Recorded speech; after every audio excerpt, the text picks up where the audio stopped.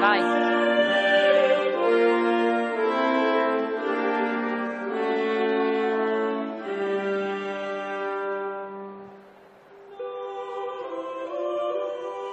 Posso andare, Alessio? Buonasera a tutti, ci troviamo nel Salone dei 500 di Palazzo Vecchio a Firenze. Tra poco una conferenza importante, un evento, il professor Good afternoon to everybody. We are in Palazzo Vecchio in the Salone dei 500. In a few minutes, Mr. Massimo Ricci, Professor Massimo Ricci, will tell us about the secret, and Massimo Tenti, journalist, will tell us more about it. So first we are going to have the greetings from the Archbishop, the mayor, the chairman of the Florence Foundation, and then Professor Ricci will present his studies. He will actually send the images of a probe inside the dome, and so for the first time we'll be able to see the construction rule of the cathedral dome. So everything will be also broadcasted in streaming and in connection with Harvard, Oklahoma, and Valencia through National Geographic. So this is really an international event. Lavoro importante e direi che possiamo cominciare. Andiamo a iniziare e buona serata.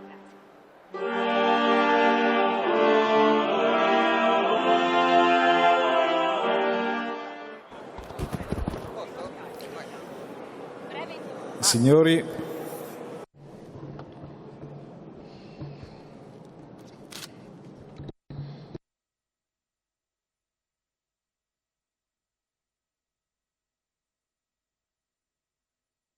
ladies and gentlemen and authorities, welcome to the Salone dei 500 of Palazzo Vecchio for this evening devoted to the study of Professor Massimo Ricci on the construction rule of the dome by Filippo Brunelleschi. So the first thought of the evening actually is devoted to Ser Filippo Brunelleschi, who donated to Florence a unique masterpiece, which is really a hymn to God. Brunelleschi had only two problems, let's say, torts, I would say, both linked to his age. First of all, he was born before Leonardo and Michelangelo, and with their grandeur partially shaded his ability of this as an extraordinary man. And secondly, he also, he died when the lantern had not been completed. And nowadays, when we walk next to our cathedral, his statue is there to remind us about the extraordinary endeavor of a man who, without a crane, without anything, intended to build those ribs of bricks that are the first thought of every Florentine and of every tourist, because the image of Florence all over the world is the cathedral, the dome, the only image that can be seen from all over the city, from every outskirts of town, and every and enlightened authorities wanted to preserve it over the years. Now I will tell you more about the agenda of the evening. And now we'll have the presentation of Professor Ricci. Right now, we are connected on international level through the webcam. Actually, we are streaming with the National Geographic Society, but also we are connected with the University of Harvard, Oklahoma, and Valencia. And actually, I'm very happy to see so many participants to this evening. And, we really have a full house, and this is very meaningful for Professor Ricci, for his studies, but also for the importance of the theme that we are dealing with. At the end of this conference, the professor will keep in touch, will be connected with the students who, through some new medias, are already sending questions so that they're going to have technical answers about what the professor will tell us later about. We are going to show for the first time a video that was carried out or performed thanks to the Olympus endoscope inside the dome. The multinational that wanted to participate to this research study. And now I would like to give the floor to our guests, and I would like to call the mayor of Florence for his greetings, Mr. Matteo Renzi.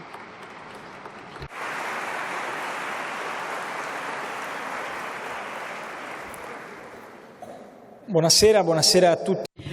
Good afternoon, actually good evening to everybody. Welcome to Palazzo Vecchio, welcome to this hall.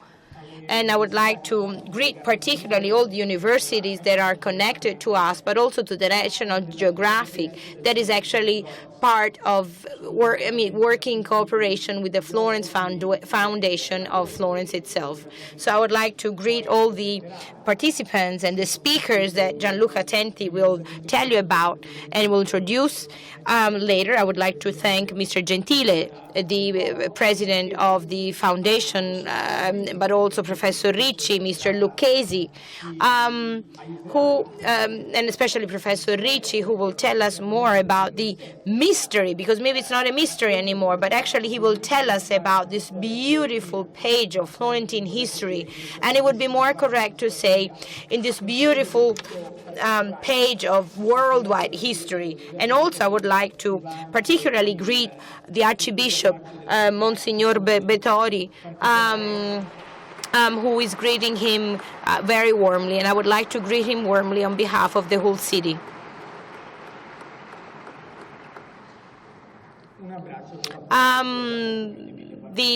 This kind of applause is more meaningful than many words that people may say.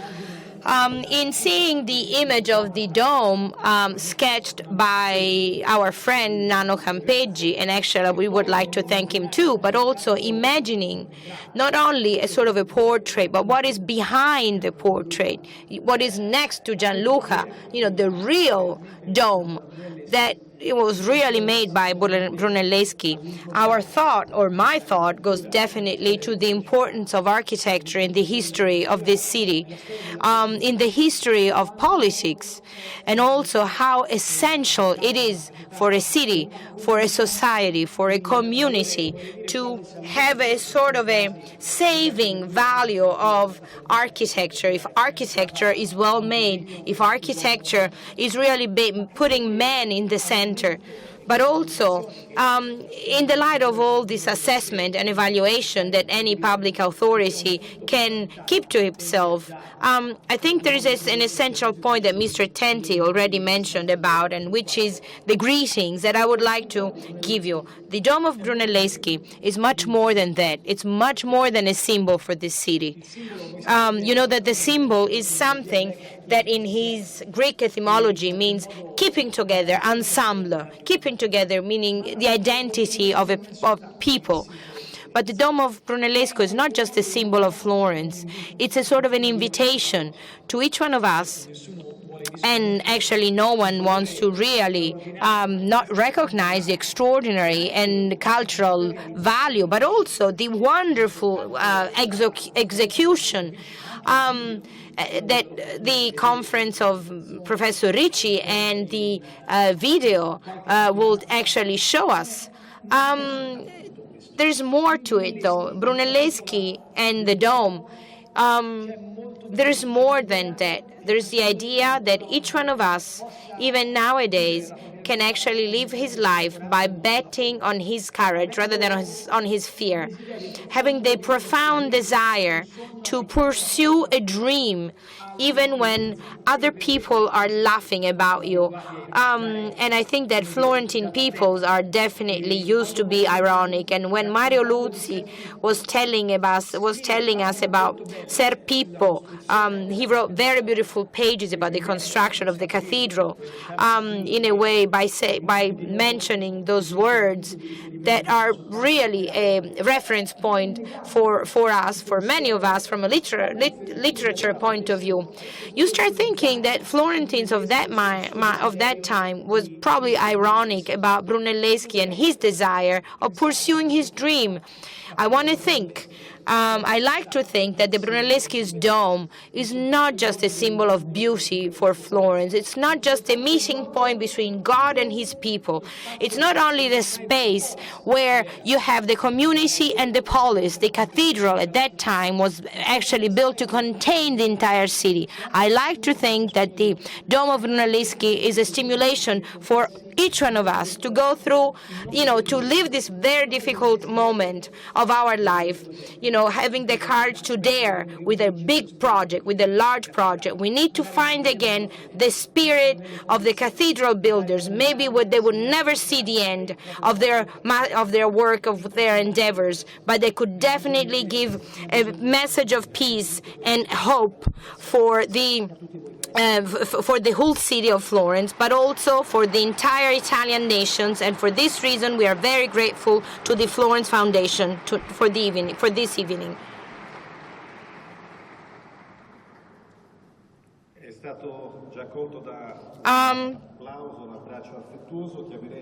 At this point, I would really like to call the Archbishop of Florence, Monsignor Giuseppe Bettori.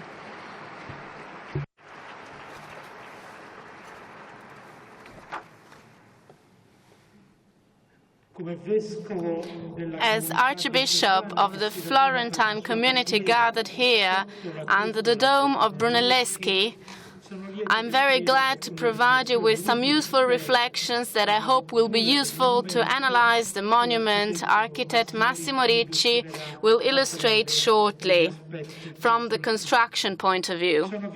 Of course, the dome may be analyzed according to different aspects. For art historians and humanists, it's the key symbol of the early Florentine Renaissance, a sign of absolute magnificence for its size and project.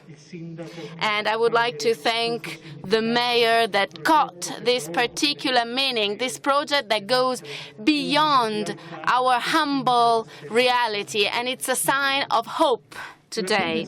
It's the first post-ancient expression of an endless human capital and the capacity of man to reach the borders of knowledge. The impact of the dome in its contemporaries can be found in the words of the humanist and architect Leon Battista Alberti in the foreword of his treatise De Pictura. Alberti, who came to Florence with Pope Eugene IV in 1434, observed the last construction phase of the dome. In his text, we notice his admiration for this big masterpiece. The 30-year-old author was a dear friend of Brunelleschi, and indeed the Italian version of the treaty, which was officially called Pippo, was dedicated to Brunelleschi, and he knew about the complex human problems behind the dome. Lorenzo Ghiberti, rival of Brunelleschi, was indeed very envious of him, and also other rivals, such as Giovanni di Gherardo da Prato, accused him. There were continuous fights, and Brunelleschi was often desperate and embittered. In Alberti's prologue, we find both admiration and solidarity for Brunelleschi. This is the beginning of the quote. How can someone not praise Pippo for this big dome he has built here, up in the sky, so big that it covers the whole city with its shadow? He used no wooden beams. He used no wooden beams, and with the artifice that was unthinkable at the time, and something that ancients tried to develop but they still didn't know. End of the quote. In this analysis, Alberti expressed his typically humanistic admiration from Brunelleschi's inventiveness, as we find in this quote. I firstly have admired your genius, Brunelleschi's genius, and then I have also appreciated our dear friend Donatello, Lorenzo Ghiberti, Luca della Robbia, and Masaccio. not to mention the ancient and famous taste expressed in their pieces of art. The ancient people had great examples and copies to imitate and to learn from. And nowadays, it is harder to try and imitate such supreme art. We owe much to our perceptors, thanks to whom we can discover new arts and sciences never seen before. End of the quote.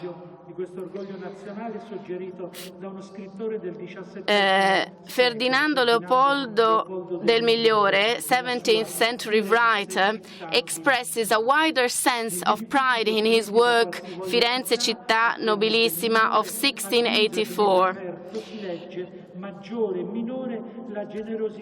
In any building, one can notice the big or poor generosity, the grandiosity and the heart of the people who built it, as in an open book. As for the Cathedral of Florence and its bell tower, De Migliore also stated that he had seen a 1294 document which stated that a new cathedral was to be designed and built. The beginning of the quote of the document: the municipality should build something that expresses the big heart and the strong willingness of all citizens together in one will. End of the quote.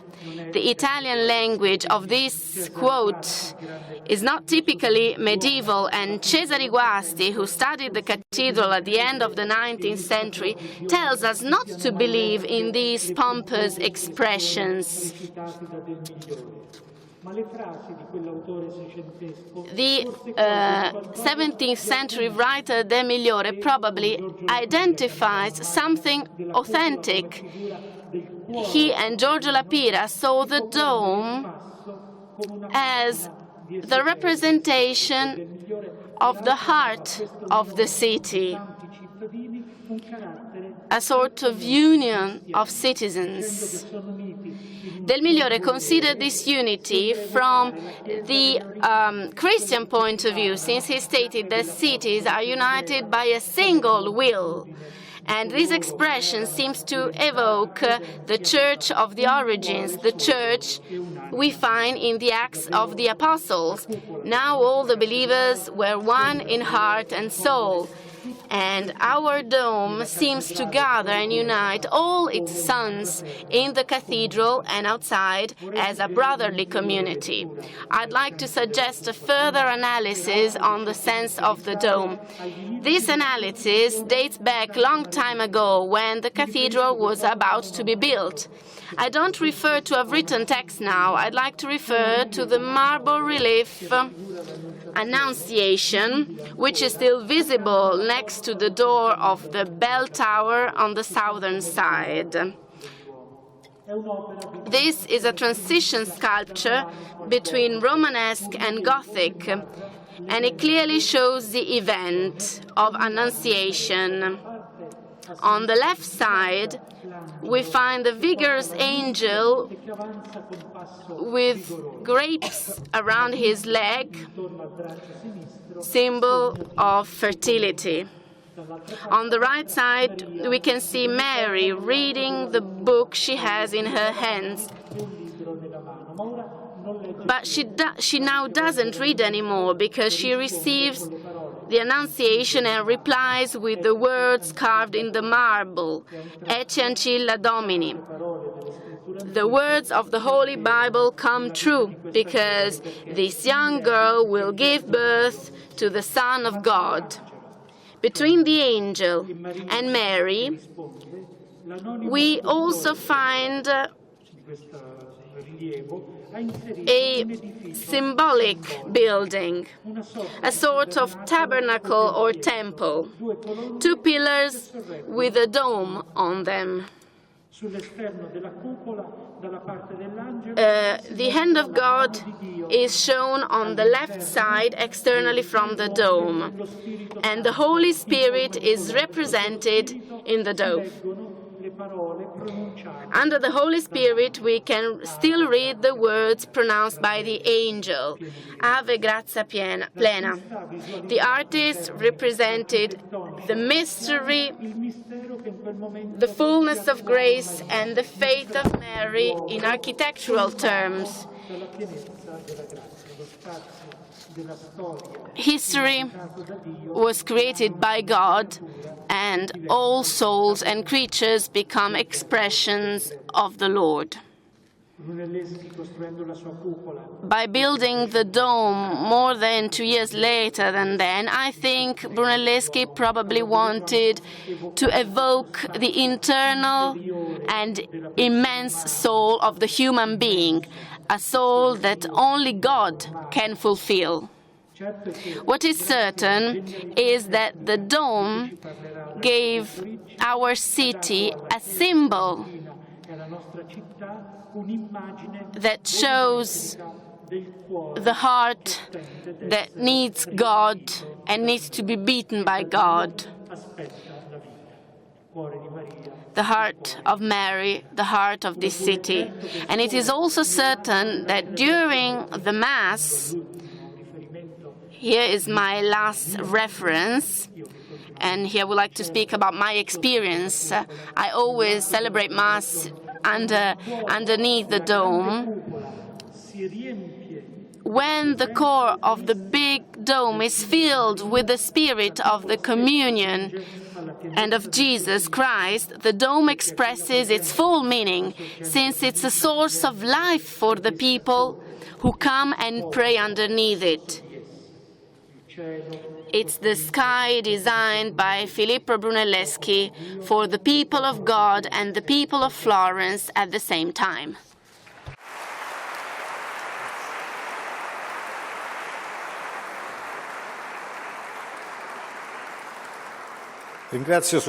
I would like to thank the Archbishop for his kind words, as his words actually call to mind the next presentation, which is going to be the greetings from the chairman of the Florence Foundation, Mr. Giovanni Gentile.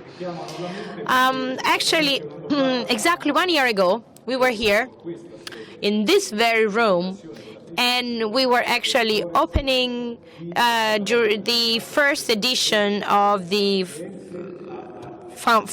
Florence Foundation event, and we were speaking about Leonardo da Vinci.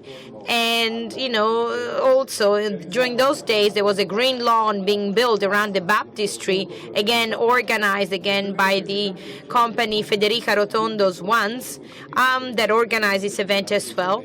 And this green lawn is something that is being portrayed in this book published by the Archbishop, and actually is going to have many different interesting presentations in it. Now, we would like to give the floor to Giovanni Gentile, because if you are here again tonight, we really owe it to the commitment of the Florence Foundation, who's really trying to revive our culture in a contemporary manner.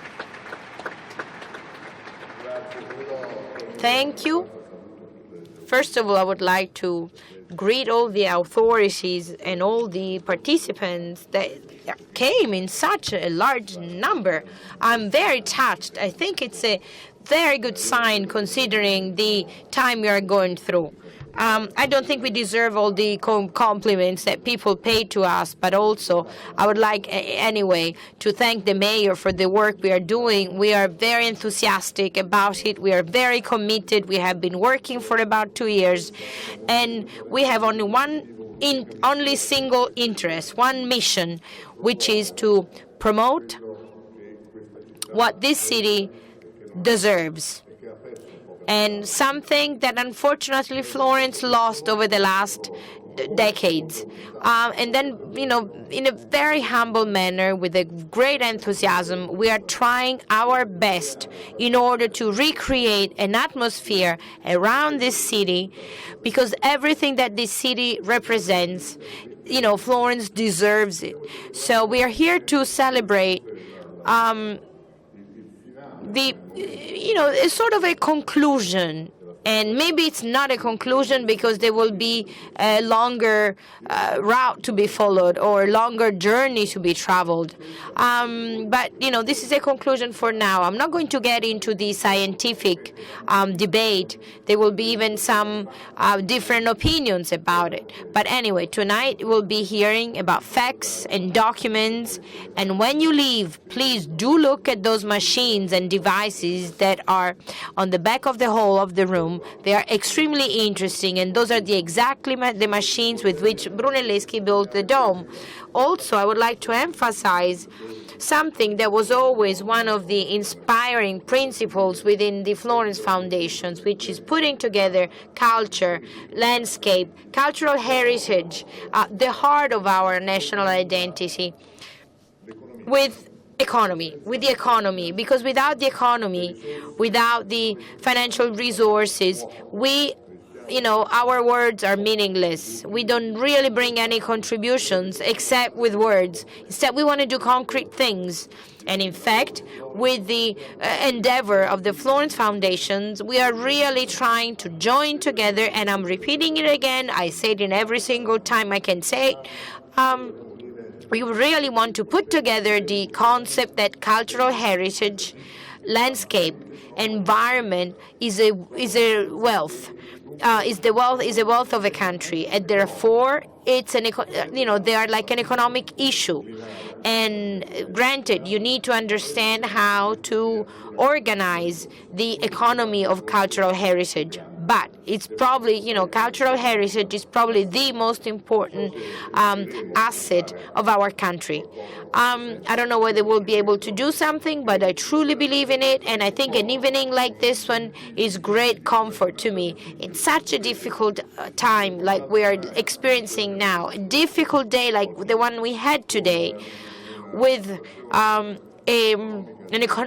general economic situations in great danger that is touching and affecting all of us. Every single Italian, seeing all these people tonight, all these people that are willing to listen to a theme that seems to be maybe a bit unusual or maybe not so commonplace or current, like the mystery of the dome. And then, we'll hear what Professor Ricci will tell us about, is a great comfort to me, because I believe that in order to get out of the difficulties we are in, of course, there are some political journeys that have to be traveled. I really appreciated what the mayor said. You need courage, and he has courage, and we want to support him with our conviction that he expressed very well tonight, that you need to have courage. You need to be brave.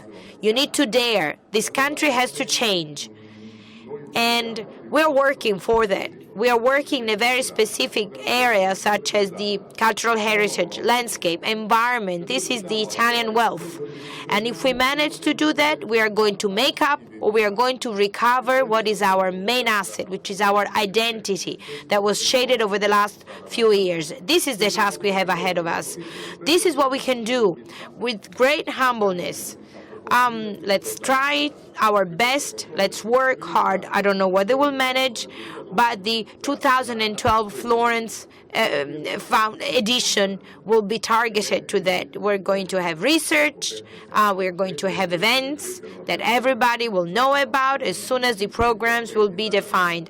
Our goal is to turn Florence into a worldwide center where people can come and think and make proposals, concrete proposals, as I mentioned in other occasions. You have the green economy, we have the golden economy, and we hope that we'll manage to do that. We hope that Florence will become a world center where people will come every 2 years, people that deal with all these topics, come and meet in Florence in November every 2 years to participate to our event. Tonight it's a beautiful evening. I would really like to thank all the participants. There are in such large number. I came here. I came to this hall many times, but I have rarely seen it so full. And I hope that the audience will be able to appreciate greatly the words and projections of Professor Ricci. Considering, though, the very hard day we went through on a national level, on a country level, having such a large participation to an event like this one seems to be full of hope for all of us. Thank you.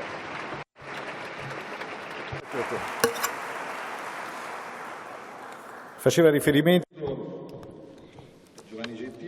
Giovanni Gentile referred to the machines that are located at the back of this room that were made with Massimo Ricci, and these machines were made by his students, and they really deserve an applause. And the students of this association are an example of how youth can engage and work and dedicate their time to restore smaller churches in the smaller towns of Tuscany that the world so much loves. And this association is self-financed, and so they really deserve my thanks. I would like to thank Franco Lucchesi. I would like to give the floor to Franco Lucchesi, and we're going to give him these machines because they will be placed in the Museum of Museo Opera dell'Uomo so that they can be visible to tourists coming from all around the world.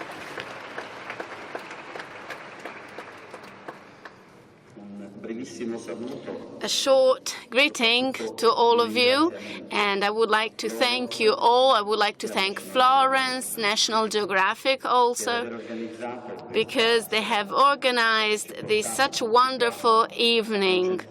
We are all gathered here focusing our attention on this fantastic monument.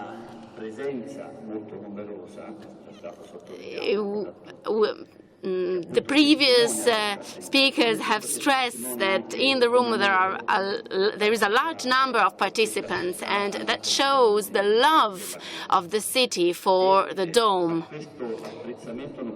And I would also add that also Opera del Duomo is aware of the beauty of baptistry, of the cathedral, and obviously the dome. And in this activity of preserving these monuments, because we take care of the cathedral, dome, and baptistry, Opera del Duomo was established in the day when the first stone of the cathedral was placed. Museo d'Opera dell'Uomo was established thanks to an initiative of the municipality of the time, of the Florentine Republic.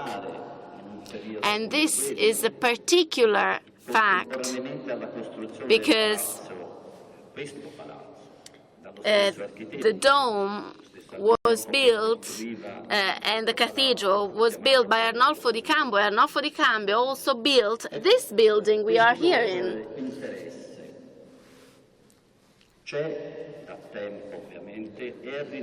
And we find a renewed interest for the cathedral, the dome, and the problems that the dome has. Over the last few years, we arranged some conferences where studies were presented by various experts.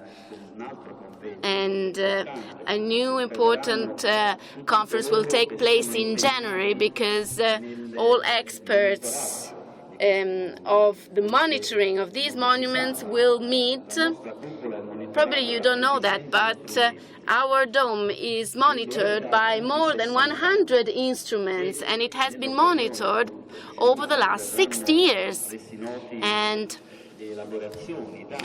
the data collected by these monitoring systems will be registered and published, and every 6 hours we collect information on the dome. And so you can imagine, in the end, we have a huge amount of information. And here in Florence, we will have all experts coming from around the world who study domes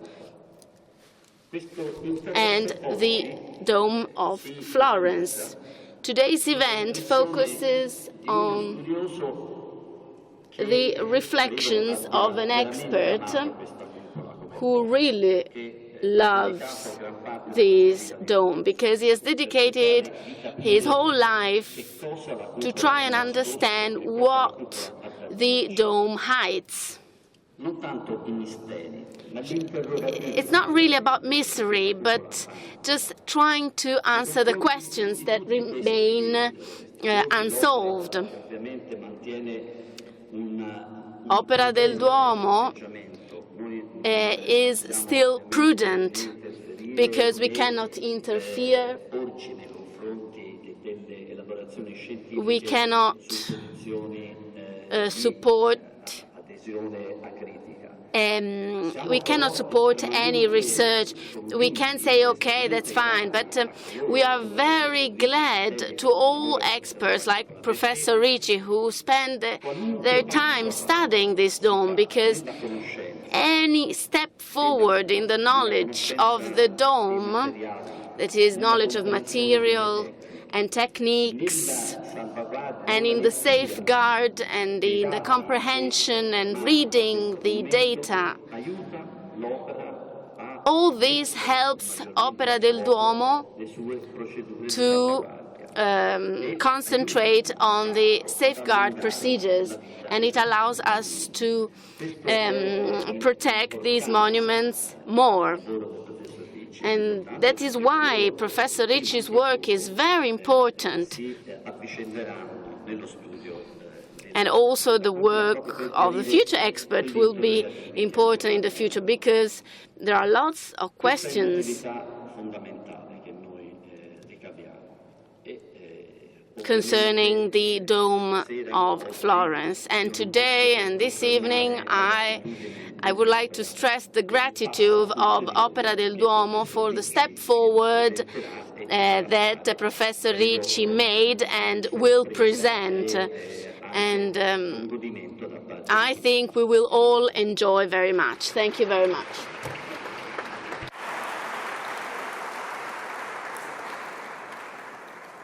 Ha studiato per oltre... He studied for over 40 years the symbol of Florence, and he's also guiding the Ser Filippo Brunelleschi's association that commemorates every year the master during the important moments of our calendar. He also built a 1:5 scale, 1/5 scale dome in the Anconella Park, and even the great architect Michelucci wanted to see the building site and actually asked Professor Ricci to leave it unfinished so that the students could study it more thoroughly, even from the inside. Well, we have finally reached the most important moment of this evening. I would like to call to the podium Professor Massimo Ricci.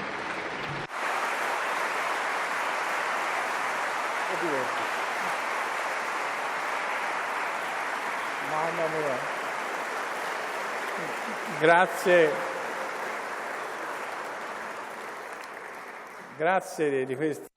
Thank you very much for this incredible participation. And I hope you will enjoy yourself and enjoy what I have to say. There are many things I have to say, and many complex things have to be said, because the construction secret of this monument, and then we'll decide together whether it's a secret or not, is a very complicated issue, and unfortunately cannot be told in a short time. I prepared different drawings that hopefully will help you understand a very complicated process, genius technique that really allowed to build the dome. I also have to add something, though, before I will be really swept away from the bricks of Brunelleschi, because when I start thinking about the cupola, or the dome, I lose my mind and I get lost in it.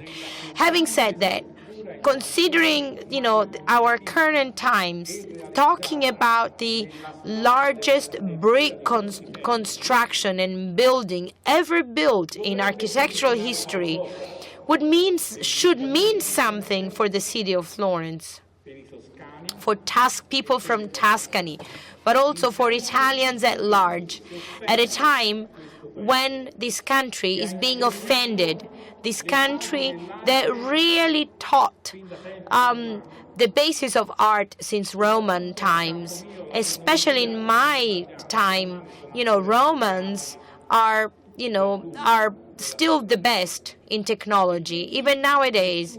So no one should allow or should be able to doubt about the value of our country.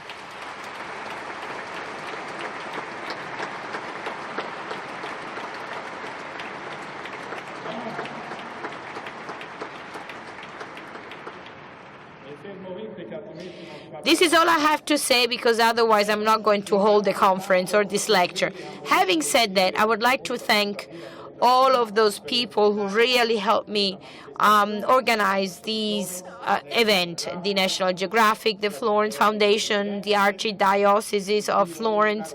But also I would like to greet and say hi to Don Paolo, and hopefully he will get better soon so that we are going to have another beautiful conference. Thank you again to the mayor of Florence, the Tuscany regional government, the provincial administration of Florence, but also my associations, Olympus, that provided the machinery in order to carry out the research I'm going to tell you about, the municipality of Reggello that is helping our association to keep on working and actually to save with our volunteers, young workers, and some of you saw them work. These young volunteers are really saving abandoned monuments of Tuscany. We did it with no money.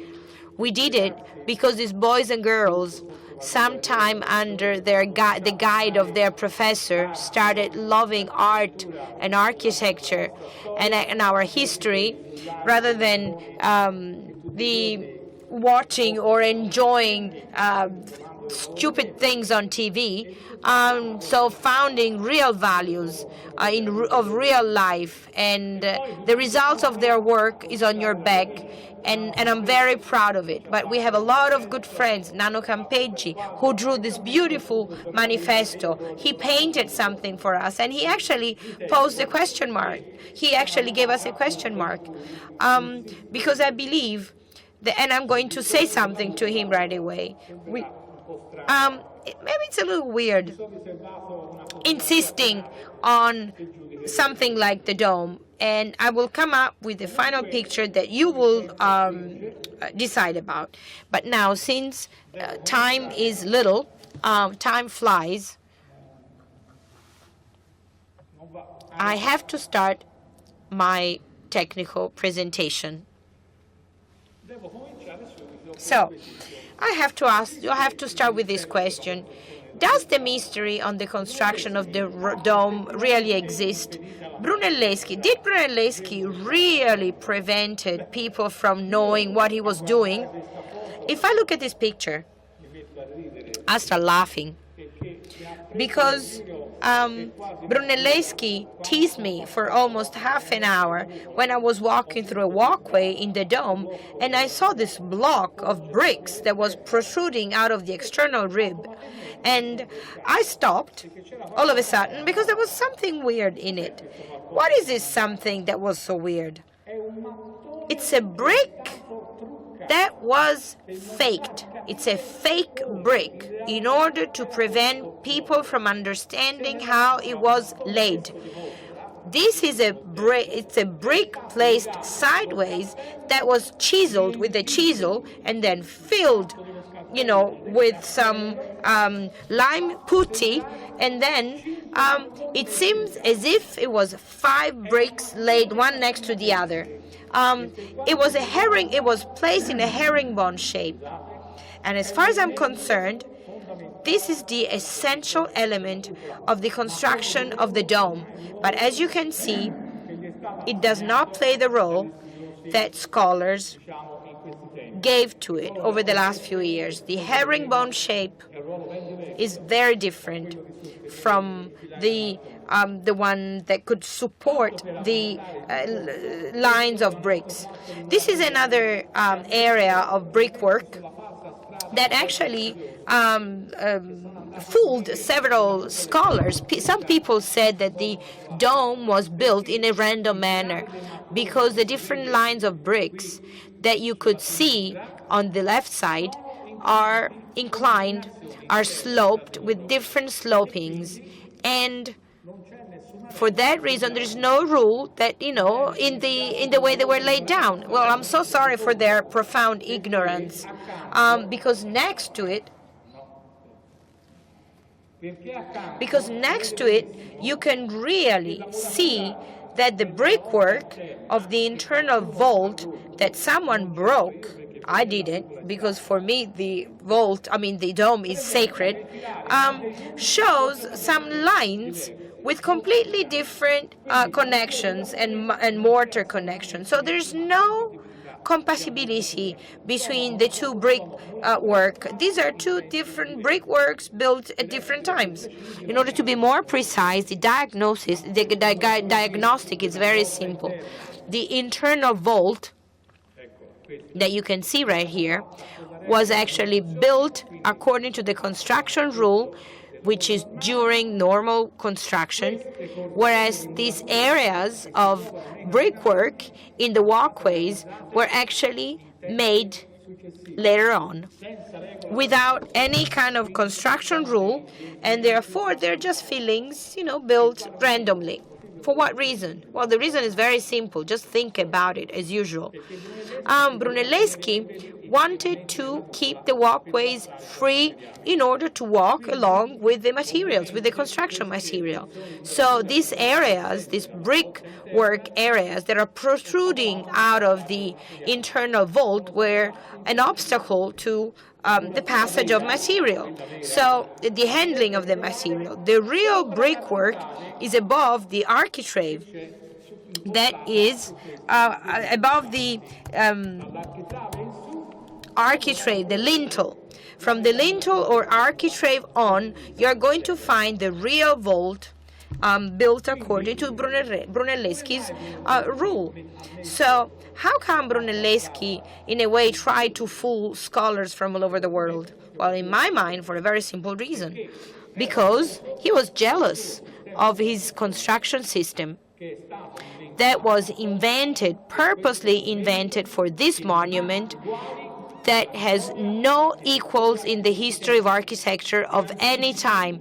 I would like to anticipate that I actually carried out a study on the 15th century, 16th centuries dome that were actually built in a herringbone shape and with cross vaults, and I can repeat, and I am 100% sure that the herringbone shape in these domes was actually used in order to orient laying down the bricks. The wedges, in order to stabilize bricks, have nothing to do with it, because bricks can be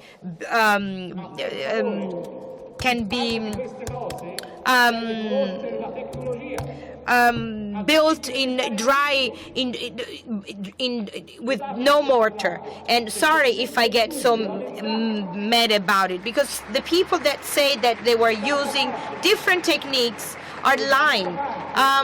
Dry building, and it, I want to have 30 minutes of discussion after, because the scholars, will try to debate my truth. I have been defending this truth for 34 years against what people think in other parts of the world.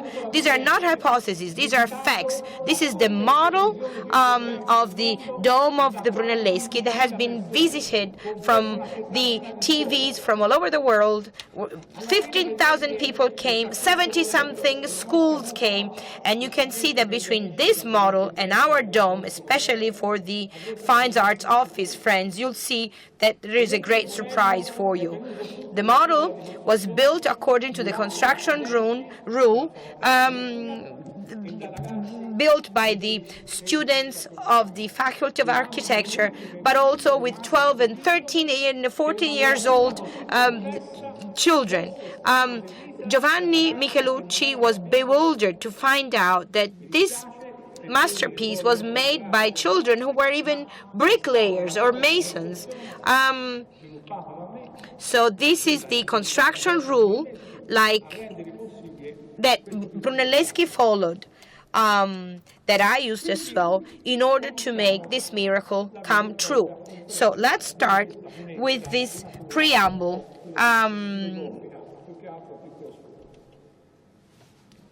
That was a little bit of, my opinion about it. The machines built by Brunelleschi played a fundamental role in constructing this dome. And I can tell historians, please do not believe I'm crazy, but Brunelleschi devised and designed these machines according to the problems he was encountering while building the dome. Every machine, every device that you see on the back, except the first one, this was the main crane that was playing the main role. It was lifting a load of about 3 tons in about 4 hours, and it was moved by oxen or horses. Well, this is the one that was doing, every day's work. This is a machine that we still have in our building sites nowadays. But those machines that were copied,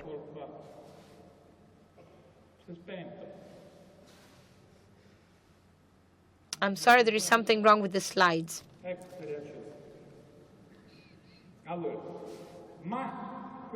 As I was saying,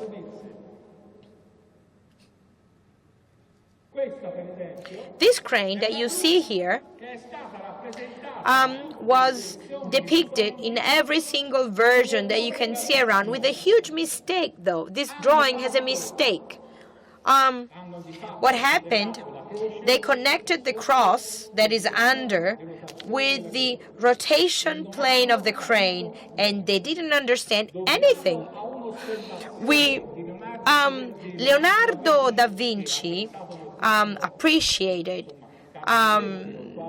very much, this work, and I have been cooperating with Carlo Pedretti in studying Leonardo's technology. Leonardo studied Brunelleschi's extensively, and he made an observation. He remarked something. He said, and the screw makes it goes up. I read it and I said, what does it mean the screw makes it goes up or something? The top of the dome is only 12 meters. How can you build a lantern that is 11 meters putting a crane in the middle? Either you build the lantern or you put the crane. This is the issue. So how did Brunelleschi resolve this issue? This very difficult issue? Well, clearly, with his monstrous genius, he designed a crane that builds the lantern around itself. Again, the boys and girls of my association shot some videos about it. The crane, by basing the double cross on the 4 pillars or elements that are half of the elements of the lanterns, because the lanterns has 8 elements. The crane places 4 elements of the cranes on the 4 walls and then builds onto the 3 walls. Then with the screws, and that is the remark of the great genius that Leonardo da Vinci was, the cranes goes up, the cross becomes free, you place it down on the available elements, and then you remove the cross, the other cross, from the elements that still have to be built, and at that point they can be built. I'm sorry if I was a little bit unclear, but it was such a bright ideas that, I cannot find other words to describe it. And there's a movie, there's a film, there's a video in the middle of these machines that maybe can explain to you a little better what happened. Those who depicted this crane with glued crosses, in other words, connected to the rotational plane or plan of the crane, can you imagine what kind of great damage and how much they harm science and knowledge? They offended mainly the mind and the genius of Brunelleschi, because they didn't grasp the most intelligent part of this machine, this construction machine. So I'm extremely proud that I'm donating to the Museum of the Construction of the Cathedral all these machines that have been built since I've been working for Harvard universities by studying every single detail and every single technology. I didn't try to make a beautiful, costly model and stupid model that looks very pretty in a museum. These machines are true, are real, they work. In fact, the grasping or the clenching material, devices of these machines even go back to Romans technology that Brunelleschi used to have. This is a machine that is really working. It's not just an object made of walnut wood. Our machines are perfect. They may be made of a different kind of wood, but they're working. This is the crane that was designed in order to build the little dome of the lantern. That's why there was a sort of a pillar that was based onto the construction plane, and with a very short arm. Of course, Brunelleschi had to build a small vault, and therefore he was able to build the vault or the dome on the lantern. So the previous machinery closed the dome and also placed the base of the lantern. I'm sorry, I forgot to say about it. The second machinery actually built the vault of the lantern itself. Considering that there are pieces that are more than 800 or 900 kilos of weight, so they couldn't be moved easily. You needed to have machines like that. Machines, though, as I said at the beginning, show this kind of characteristics. So Brunelleschi encountered a problem, and he resolved the problem by building special machines. This is the last thing, the last detail of the lantern. This is a machine that was turning onto itself, and it was actually capable of moving these gigantic pieces of blocks of marble that human arms could not move in any possible manner. So these machines from Brunelleschi that all the engineers from the 16th century copied were machines designed and built to resolve specific problems, and that's the way they have to be interpreted.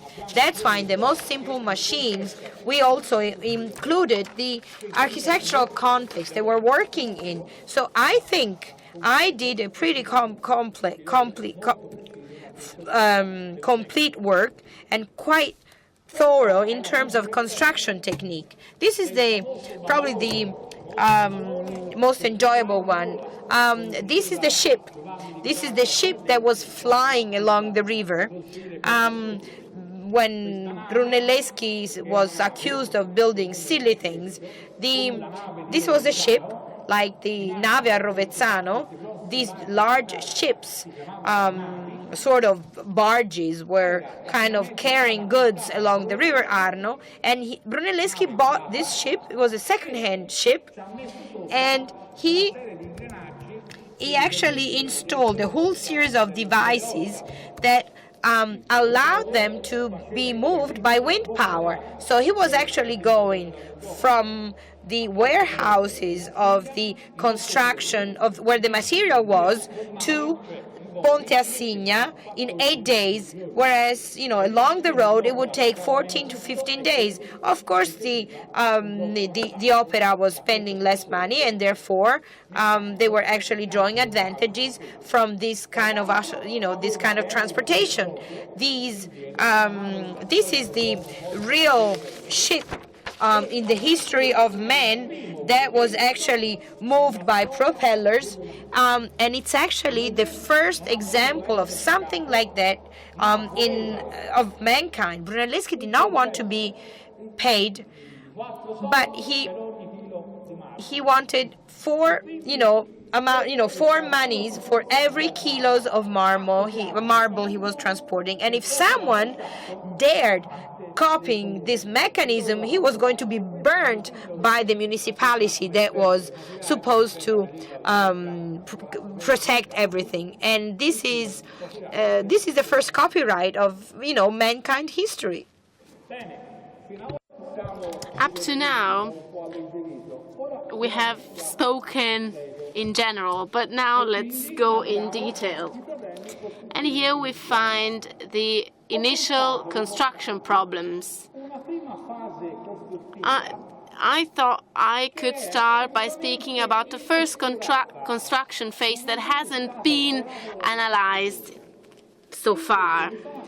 But actually, I realized, for a very simple problem, that the construction possibilities changed because there was no service bridge. So Brunelleschi found an octagon, and it was a strange form. And so there were 2-3 meter bridges at the side of the tambour, as the ancient did. You can see that from the top of the dome. They, I remember, you probably know the techniques used by the ancient with wooden scaffolds of 2-3 meters. And so Brunelleschi only had these 2-3 meter scaffolds. And so from the beginning, he couldn't put the real construction rules of what I call the phase 2. I would like to start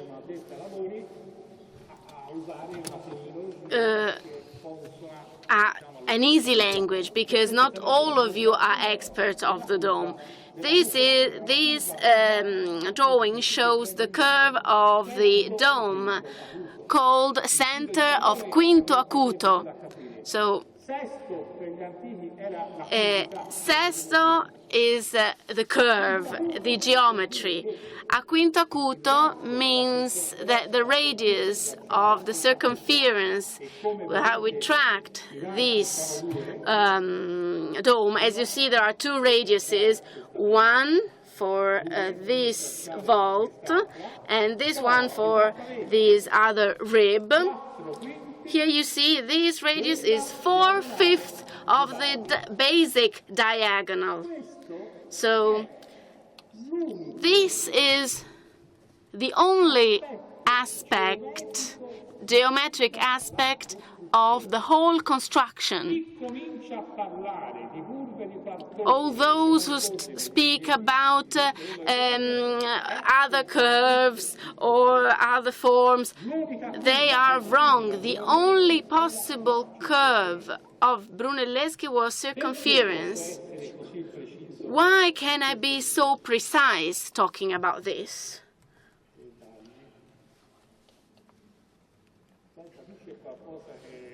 There are some technical problems. Why can I be so precise? Because as you see here, from the construction system, the left is a traditional construction system and writes Brunelleschi's. There are no sentinels and there are no frameworks, and it was impossible to build more complex structures. Here you see a 9-meter scaffolding had to be built for each ribs protruding. There was another problem that many experts have not studied sufficiently: the problems of the form, the fact that it's octagonal and the dome has 4 centers. And so you see the 4 centers of the basic octagon. And here you see, you find 4 points. There are 4 centers. There is not only 1 center, there are 4. And to solve this problem, we need to, it's possible to build a dome only with the system I have studied, because if you build this rib, the up, down, right, left ribs, you understand that then we have a problem. We don't have a problem of centers, because we see that the diagonals match, because if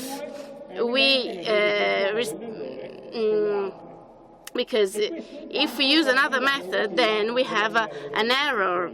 That's the core of the construction rules of the.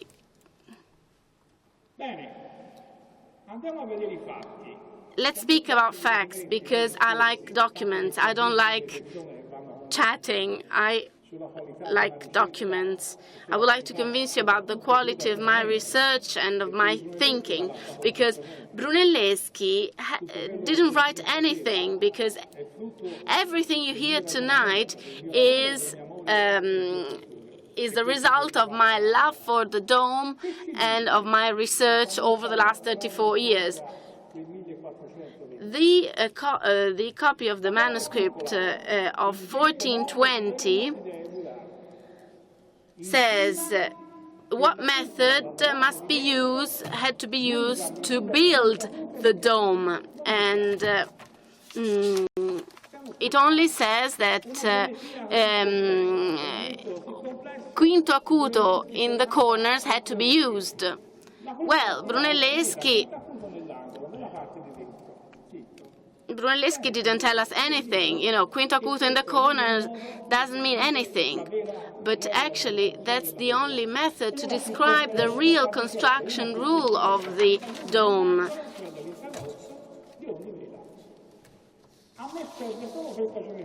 I only need this geometry you see here. It's difficult to understand why only these words are sufficient to describe the geometry of the monument and making the monument. The drawing shows you clearly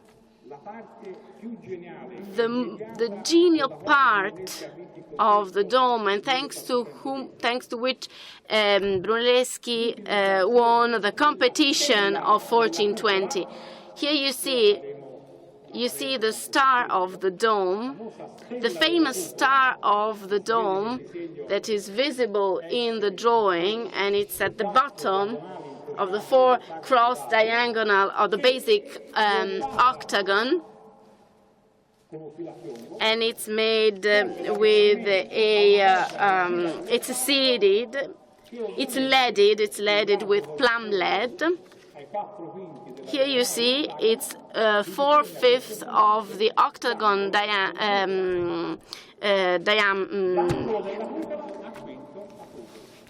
of the diagonal, and that shows that. According to Brunelleschi, as Brunelleschi said, the corners were tracked like this. There is no doubt.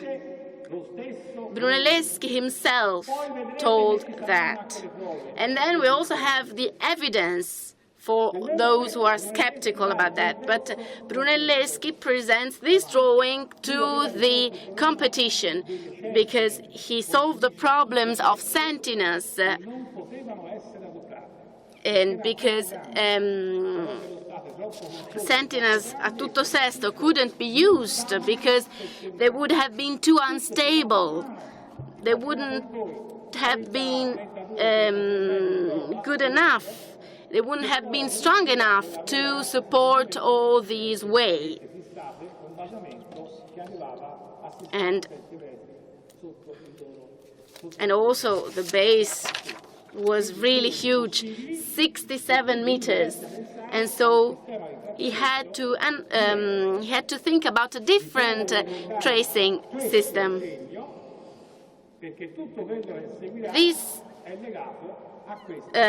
Thanks to this drawing, you can also understand the proceedings I'm going to speak about later. Here you see the famous protruding bridge, where there are the centers of Quinto Acuto. And this is the first description of the construction phase. Here, what you see here is the stone part that was built first. Why stone? Because it had to be heavy, and it had to stand the big load that the dome would have transmitted upwards, and also it had to stand the load of the scaffolds. And in this phase, he couldn't trust the scaffolds and the bridge holes.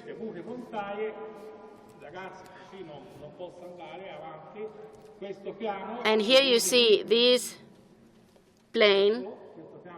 Here you see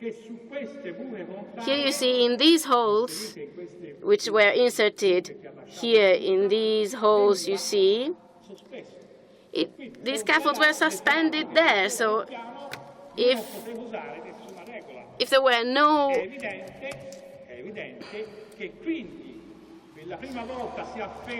no beams suspended into the in the dome, then it would have been impossible to build this dome. And these beams are completely different, and they are made in stones.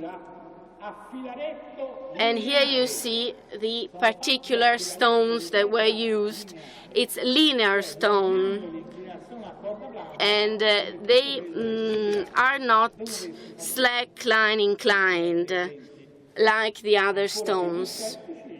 For skeptical people, I would like to add that in the report of 1421, it says clearly that we start building with brick instead of stones because we want the dome to be lighter.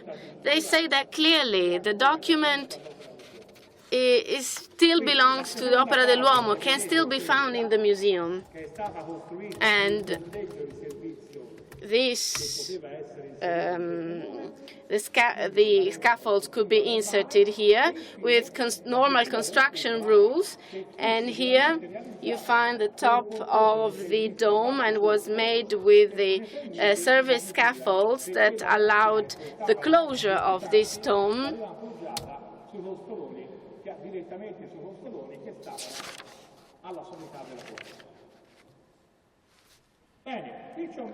So here you find the drawing of the star of the dome. It's about 4 diagonals of the basic octagon. Here you see how it could be used. So center of Quinto Acuto,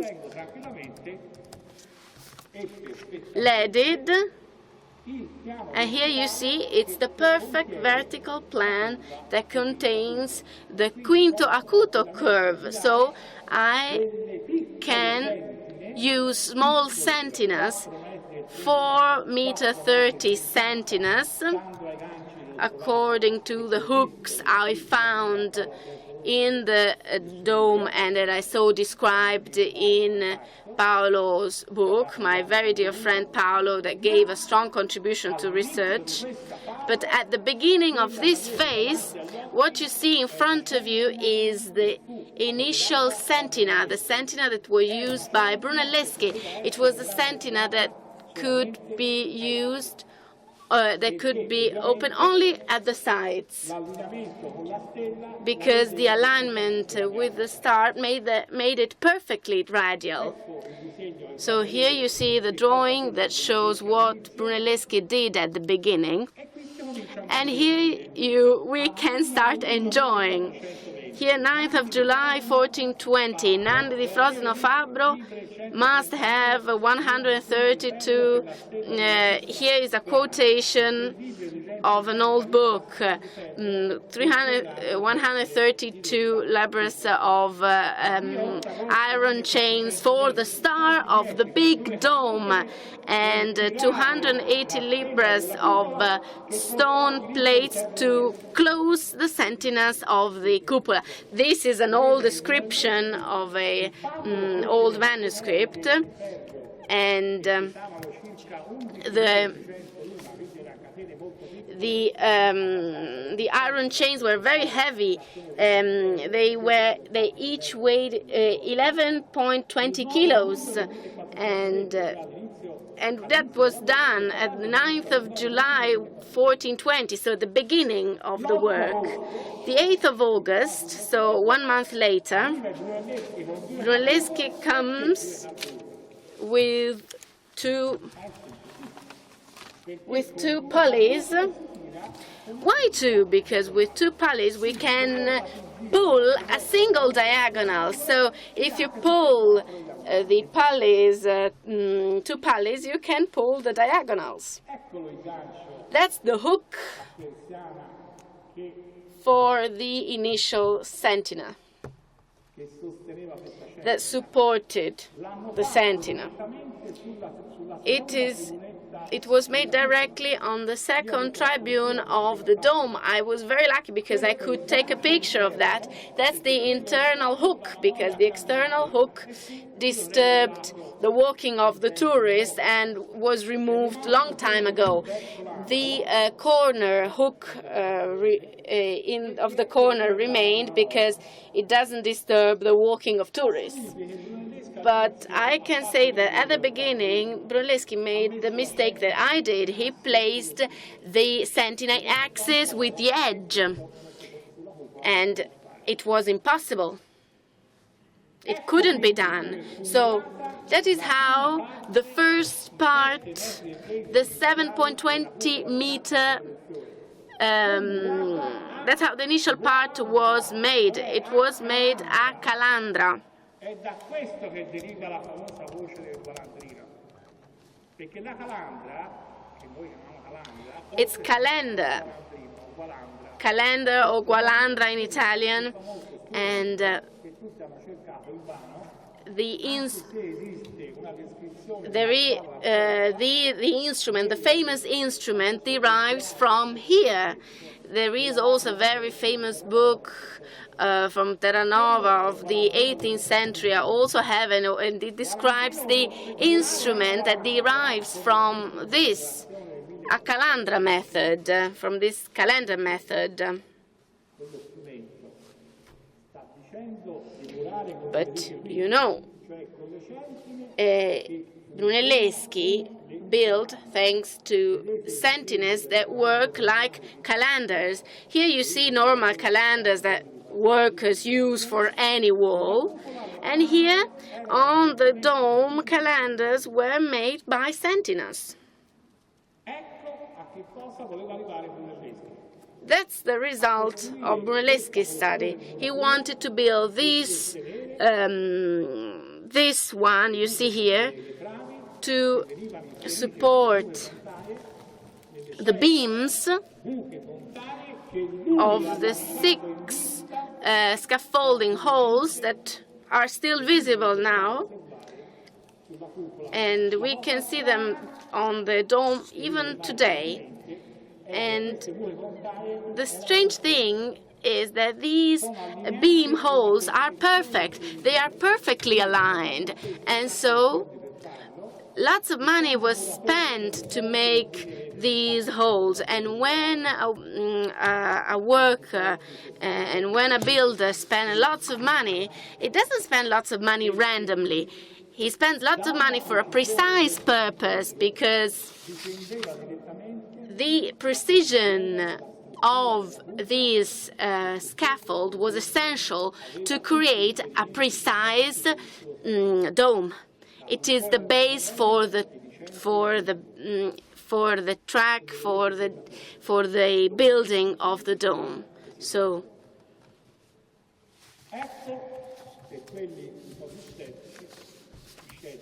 for the most skeptical ones, here you have the confirmation, because this is what Brunelleschi built. This part was built by Brunelleschi, and here you see the stones are perfectly horizontal, and these are the 7.20 meter of structure of the dome.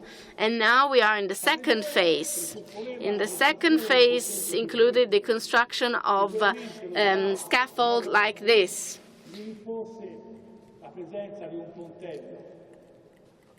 And of course, 9.5 meter scaffold. It was very difficult to find beams of 9 meter plus 3 meters to insert in the dome, and the wood had to be very rigid, very strong. And so here the lower tribune was used to place these scaffolds. And here you see the drawing of the second phase scaffold. Here you find in red the star of the dome, and it was fundamental for the corners. And here you see the centers of quinto acuto. They were used for the chords to draw the corners, and for the partial 4-meter sentinels that were placed on the corners of the dome. But there is a small problem that lots of experts have completely ignored, for a simple reason, because they didn't build the dome themselves. The 4th day at the building site in Antonella Park, I was phoned by Mr. Natali, an old builder and teacher of a building school here in Florence, and he said, "You know, architect, no, we have stopped working because I don't know what to do." Do you know what was the problem? He didn't know how to place the bricks on the model. And here I strongly say, ladies and gentlemen, all those who study the construction rules of the dome must do me a favor. They first have to think at how builders behave, because if builders doesn't see how he needs to place the bricks, he won't build the dome with no construction or mathematic rule. It's a core and simple. It's a core simple issue, and I repeat that to all those who say that the herringbone is used to stop bricks. I would like to repeat that herringbone is used to show the builders how to place the bricks on the dome. Sorry if I'm so agitated, but you know, I have repeated that so many times to people that don't know what it's all about. Let's come to this issue. How could Brunelleschi invent this system That's the deepest secret of the dome.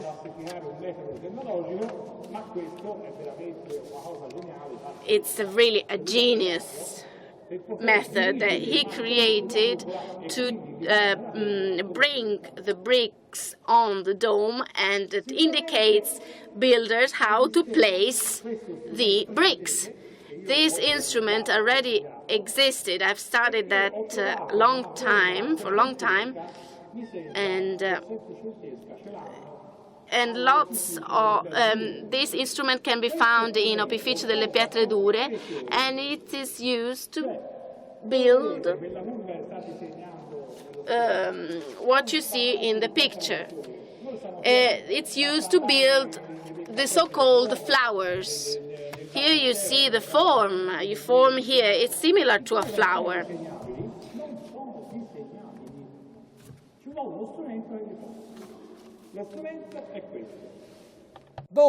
So you need an instrument to make them. You need a device to make them.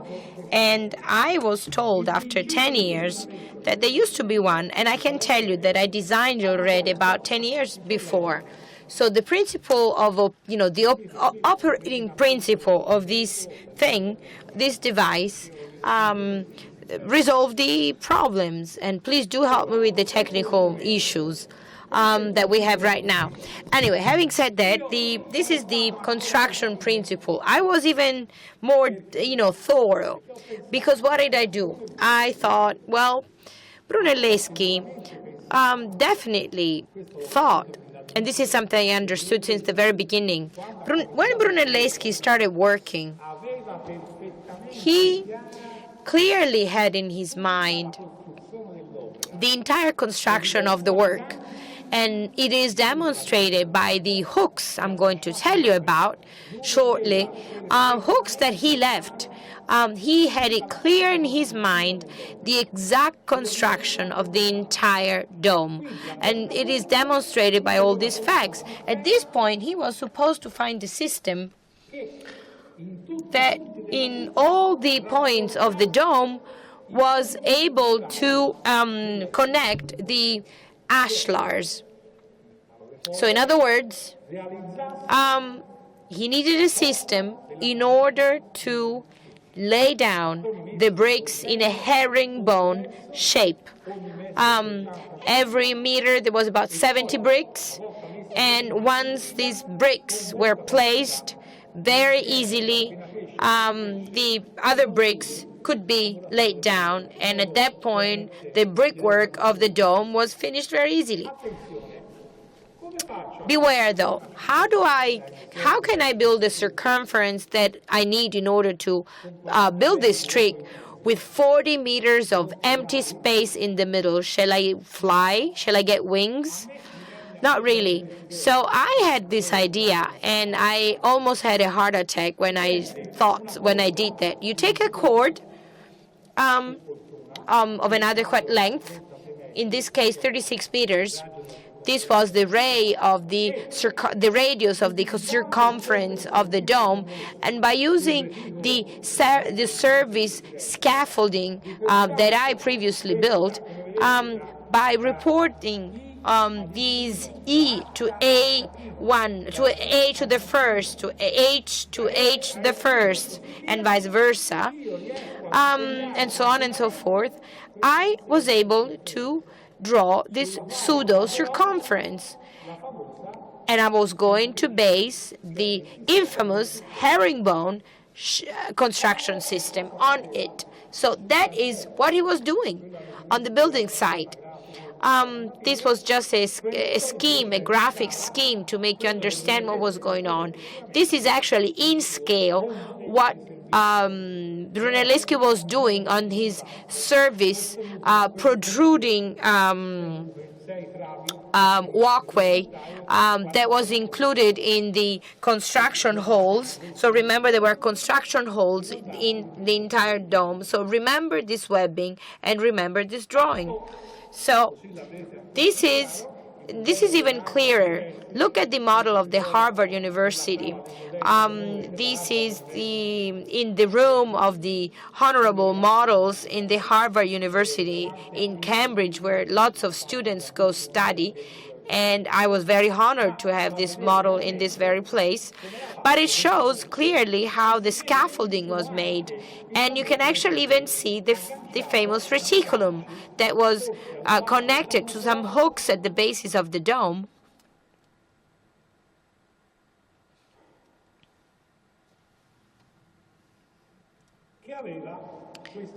which used to have this shape.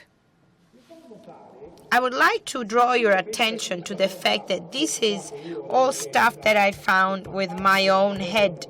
In other words, this is part of my own construction rule. I think I'm exposing myself quite a bit because since it is quite complicated, maybe there is something that, doesn't make it work, maybe a hook out of place or something that upsets it or something, because it's very complicated, it's very complex. Having said that, with this system you can build the conchoid without really flying across the dome. So by staying on opposite scaffoldings, by actually using this segment 36 meters long from this point to this point, you end up building this structure. This is exactly what you're seeing. That is the famous conchoid that was used for building. Nicomede.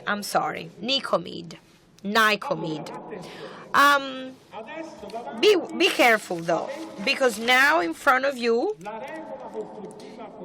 you have the entire construction rule. Io mi trovo bene anche con questo, però basta che funzioni. Guardate, questa è la conchoide. Conchoid of Nicomede. So they're centered on the stars.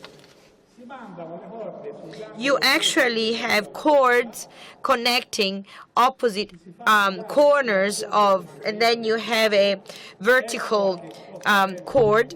And this is what you need the star of the dome for. You need the perpendicular line in order to have a perfect plane, horizontal plane, and then with a mobile cord that is centered in the central flower.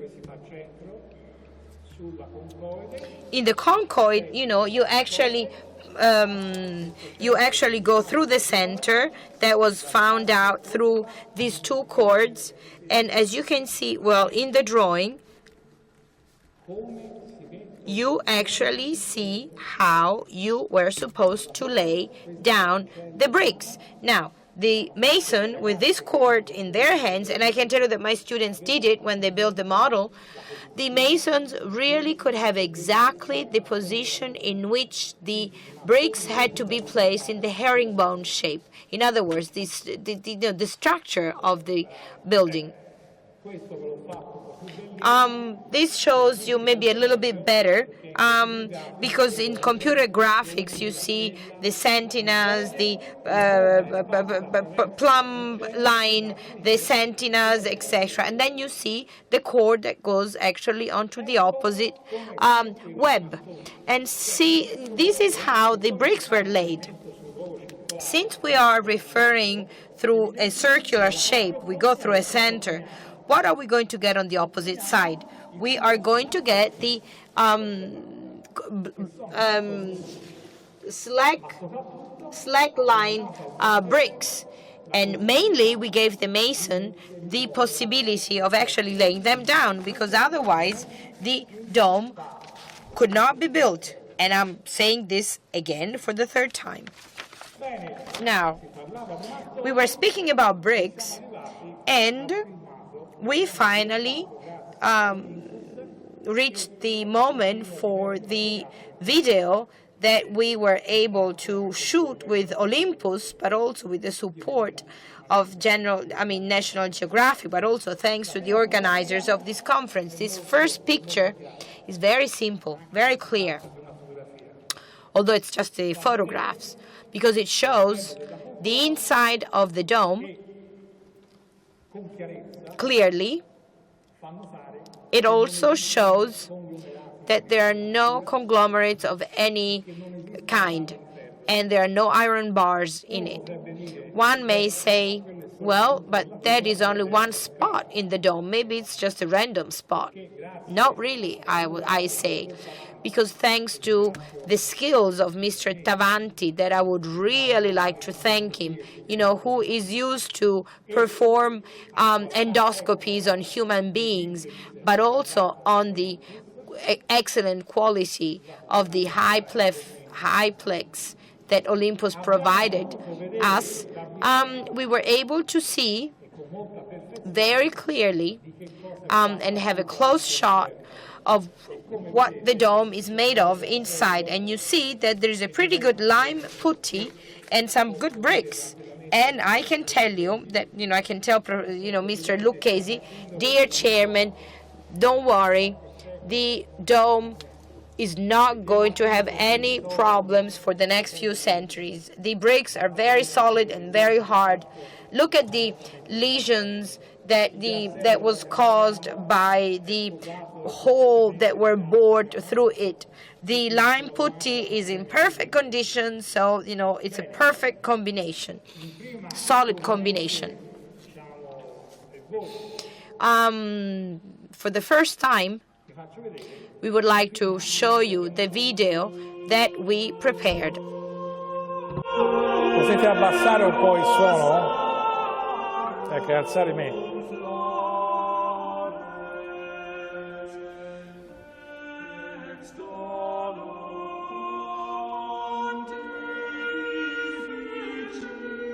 Però qui si va troppo lenti, bisogna velocizzarlo.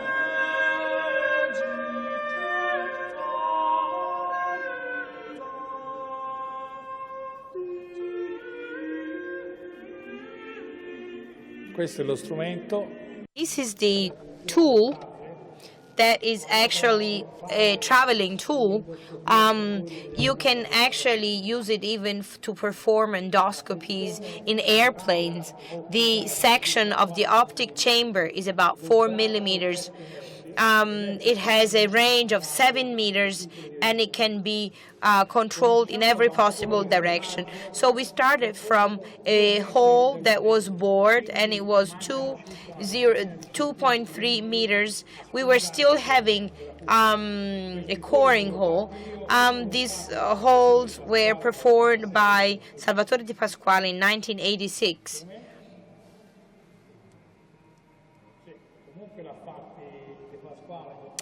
Anyway, De Pasquale did it in 1987 in order to core the dome and bore bore some holes in order to analyze the material. The material that he extracted was not found for some reason. As we proceed through the hole,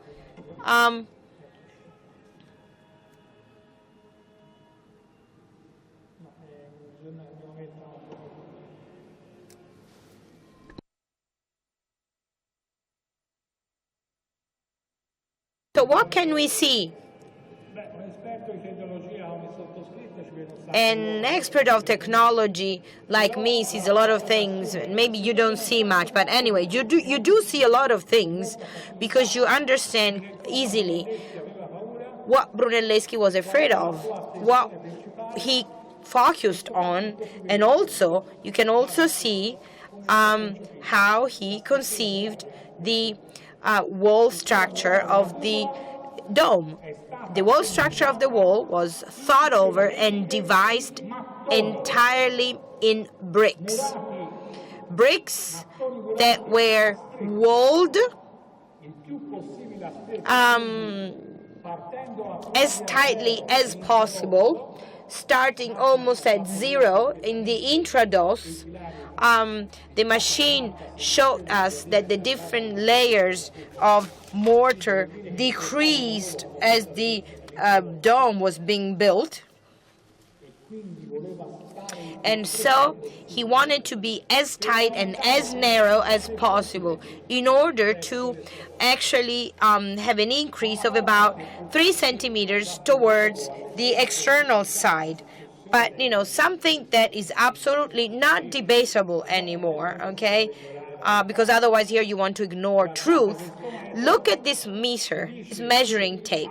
The measuring tape tells us that at the center of the web of the internal vault, and this is midway through the dome, in the second walkway, in the center of the construction, in every possible sense of, meaning of, there are some beautiful bricks laid down in a herringbone shape. So the herringbone is everywhere.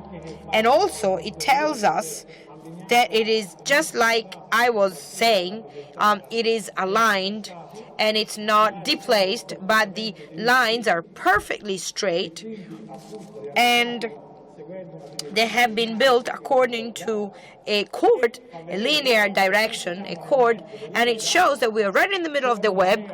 There is a beautiful variety, there is a great quantity of beautiful bricks walled in with beautiful lime putty. But in the lime putty, there is also some inert material. I think that they were licensed inert material. I don't think we were able to take some samples, but I would say it's volcanic material such as tufa or other materials of that kind. And these are inert material that are included in mortar in order to prevent it from shrinking, like pumice or stone or something. So I don't want to be polemical. I have to be technical. But thinking about a wall according to which the dome was built, this kind of wall, will last for decades, and only decades. So the dome would have fallen on people's head. Since Brunelleschi was afraid of it, he actually included some lightweight inert material within the lime putty. Because he wanted to prevent the collapse of the brickwork, and this is a very tight brickwork that was absolutely anti-shrinkage, and this is something that cannot be debated from a technological point of view. I need to accelerate a bit more. I need to go a little faster. Please. Go forward to the lesion.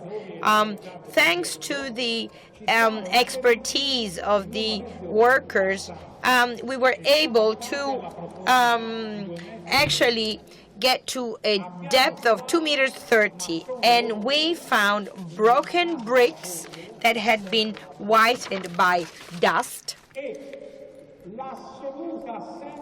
and no metal weaving or metal structure whatsoever. No metal framework, no metal bars. And we were in 2.30 meters of depth at the center of the internal vault, at the center of the dome. Maybe I could be even more precise, because ancient technology is my subject.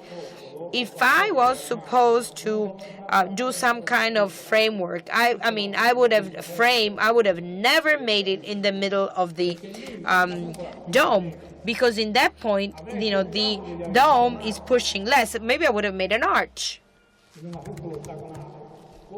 in an octagonal dome, just like he described. Actually, I even worked with the some Californian universities and British universities with masonry, because this. I'm sorry to say that this dome is not a rotational dome. And unfortunately, we don't have the time to discuss this issue tonight. I would love to do it, but not tonight. So please move the video forward so that we can actually get to the lesion, to the harm. Look at the boring hole. This is it. This is where I want it to be.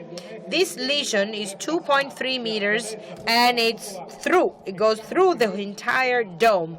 And this is actually midway through the internal vault. There's a lot of, dirt and dust because several centuries went by, because the dome opened up immediately. I think that happened for structural elasticity reasons, like every single dome would do. So it started, breaking, and it kept breaking over the centuries. But this should not alarm us, because it has been built so well. It was made of such compact brickwork that, it's laying down, and it's going to be with us for many centuries to come. This is a bit harder to see because this dust, this century-old dust made everything white, as you can see. But in some spots, you can actually see very clearly, and thanks again to the optical quality of the camera, the broken bricks that are making the depth of the vault. If we are lucky, because we would have to stop the images. At one point, you see the bricks, broken bricks, fractured bricks, and this is a very good sign, because if a brick breaks and doesn't falls off, I would think this is an excellent brickwork, very compact and tight brickwork. The brick cannot come off the mortar because it's so tightly held by it that this is a very healthy brickwork. So maybe you can even have some lesions. Maybe some bricks can even break, but that does not entail stability problem. I don't know whether you were able to see bricks. Maybe it would take a bit more time to see the bricks, but if you are not convinced about what you're seeing, maybe we can go to the dome and I'll show them to you. I am very happy about what I saw. There's a spot where we start seeing bricks a bit better, Sergio. Where is it?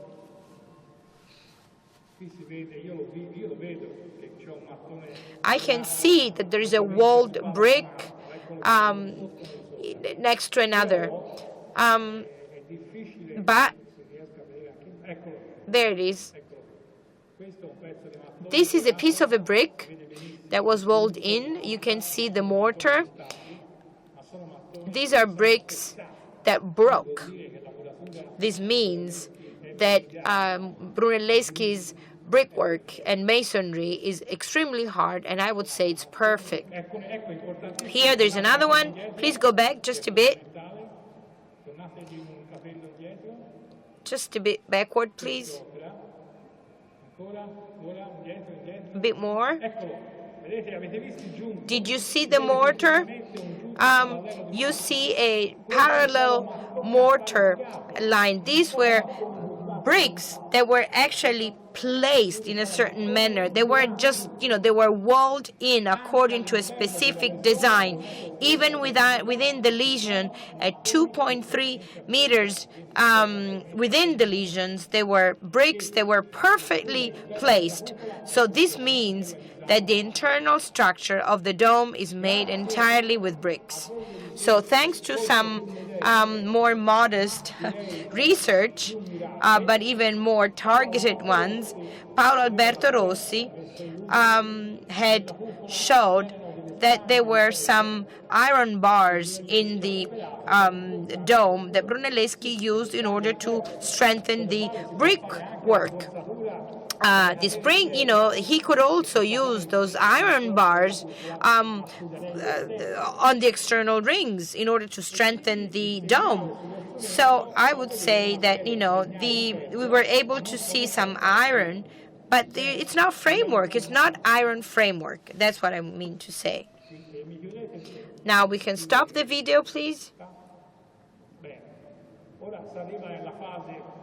Now, let's get to the final stage. This is it. This is the issue of the corner. At the beginning, I said that both myself and Brunelleschi made the same mistakes. We actually got the sentinels and placed them in the corner. And that was not a good job. See what happens? If you place a sentinel along an axis, like in every single respectable monument, because sentinels are placed according to a certain axis, the cord cannot reach the outside of the dome, but it goes either on the right or on the left. Instead, in order to place the center exactly in the center, you need to have the two cords that allow you to make the center are placed at the same height.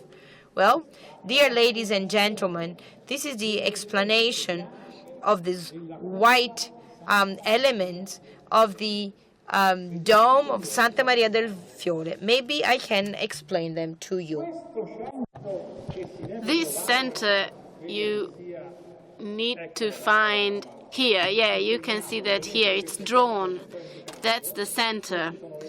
These are the two cords that goes on the corners, and this center with the conchoid here passes through this center, and then I obtain the perfection on the walls. I obtain the herringbone. Then the cord must get to a point that has the same pose.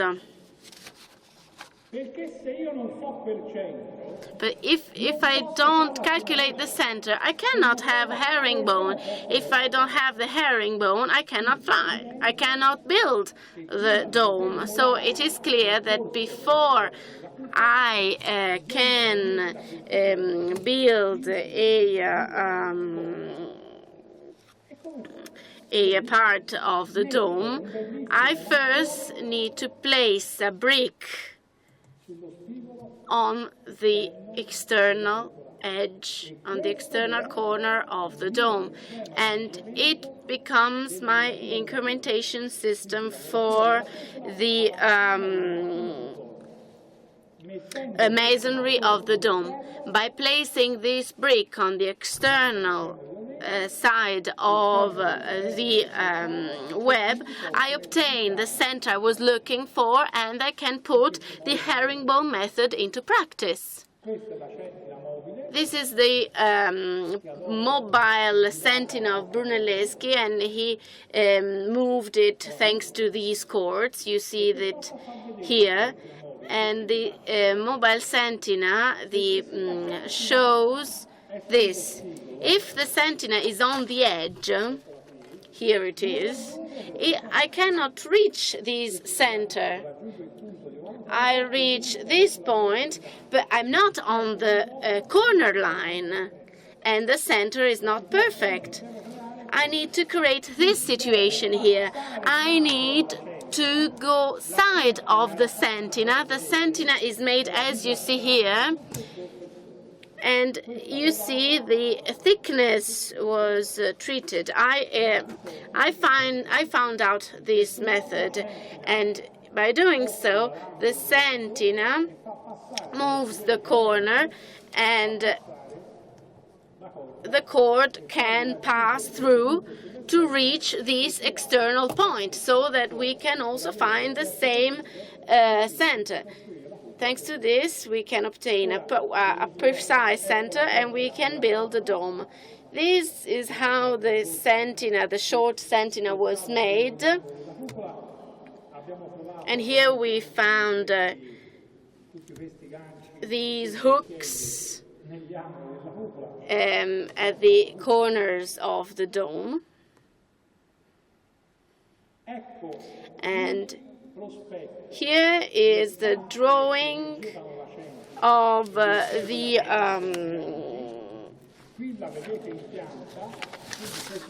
brackets that were used to build the dome, and they had to be placed in perfect axis as the geometry of the dome required. Here you see a black brick, and it was necessary to calculate the levels of the dome. But if I was forced to make this external frame to build the dome, at the end of the work, what do I obtain? I have the center of quinto acuto at any sides of the dome. So with my friend Vaccaro, we discussed. He told me, yeah, I agree with you, because we wanted to analyze an old rib of the dome. But I remember a builder who told me, but actually I saw the rib of the dome, and the builder says, oh, you, Mr. Ricci, you are absolutely right. The dome was built by using two cores that passed along the partial sentinas that reached the external edges of the dome. That's it. Facts speak. And I think you are intelligent enough to understand that. To make you understand better, this drawing, that's the corner sentinas. These are the side brackets. And that's a moved sentina along the edge of the dome. If you don't understand like this, I don't know what to do. It took me a long time to make these drawings. Here you find a clear drawing that shows you the whole situation. The sentina at the corner, here you find that.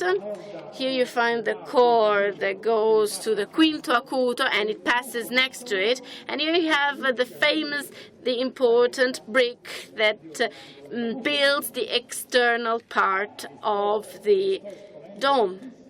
But here, you know what? Here I'm speaking very frankly, because this construction rule is getting more and more complex. So it's a complex mechanism. You just make small mistakes and everything fails.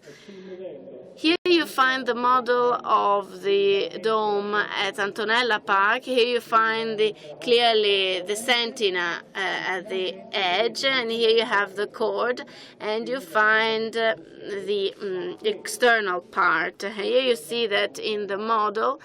You see that very clearly here, but you can also notice that in the real dome. What did we find in the real dome? We found out that in all corners there are sentinas. You have the proof of that. Vasari painted the frescoes, and here you find the out-of-axis sentinas, and Vasari noticed that when he was painting the frescoes. Here we have Franco Veste, my friend, with other friend Riccardo Dalla Negra, and while they were analyzing the frescoes, they also did another important thing. They monitored all metallic pieces inside the frescoes, and they made me a wonderful present, because Mr. Vestri, who is in the room, he can testify everything I have studied. So my construction rules is proved at 99%, and this photograph proves that. Why do I affirm that? It's very simple. Because if the brackets are not in axis, it meant that these brackets were used for the chord I was mentioning before. But if the chord had to be used, it meant that the system included these chords with center of quinto acuto. And here is the proof. Everything is proved now. So these are the brackets in another position. You see that clearly. There are 3 in the corner, here in the axis, and here you find them at another distance of 12, 13 centimeters. So we can clearly say that Brunelleschi's brackets were Brunelleschi's centinels were 12, 13 centimeters high. But you know what? If I didn't discover, clearly I had to change the town. Now I have exposed myself very much. So here is the model we have built, and here you find the masonry. In the model you find the herringbone. Here it is. And here you see a very important thing. With the herringbone, the dome can be built as we wish. I can build a web. I can build any portion. I can build whatever I want. I have no binding because the herringbone gives me the possibility to decide how I want to place my bricks. An experiment has been carried out in a model. As for the herringbone, I wanted to verify if Brunelleschi could lead the herringbone bricks. The herringbone was led in a fantastic way. So all those who say that this dome is a dome with rotation axis, those people are wrong. The herringbone bricks prove that.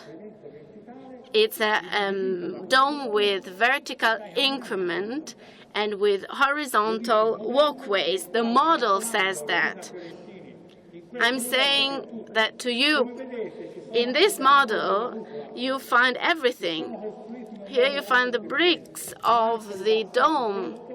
Here you find the masonry, and you find the lower and upper masonry, which is to be made with the external cover, with the external masonry. Everything was clear from the beginning. There is a very nice present. There is another drawing. How did Brunelleschi measure the dome? Because we still need to prove the grid. The measurement of the dome were taken externally. Since since webs are different, Brunelleschi made this grid. You see here this red part. It was measured in 1420 and 1421. Why do we only have this red measurement only if we have to make what we see here? This trapezium we have here, we would need 4 measurements. No, actually we only need this one. Because if I have a grid that passes through these hooks and that goes to the opposite side, when I have measured this size, I have measured everything. So I sent this report to the art authority 15 years ago, and they have analyzed all the ribs. And here is the purpose of these grids. These drawing is very clear. Through these grids and through the system we use to measure and track the corners, we could pull upwards the famous vertical ribs of the dome. Here you find all measurements. I have carried out some studies that prove that Brunelleschi solved the problem of corner difference of the octagon by placing equal ribs, by making the calculations you see here. And this is proved by this table. And these calculations are absolutely precise, and we can prove that by calculating the distance and the measurements on the hooks that are still present on the dome, thank God. My construction rule was proved because the hooks used for the base grid are the same ones that are foreseen in my construction method. So the hooks are absolutely precise. Here they are. Here are the hooks. Skeptical people can go there and measure, and they will be very surprised because my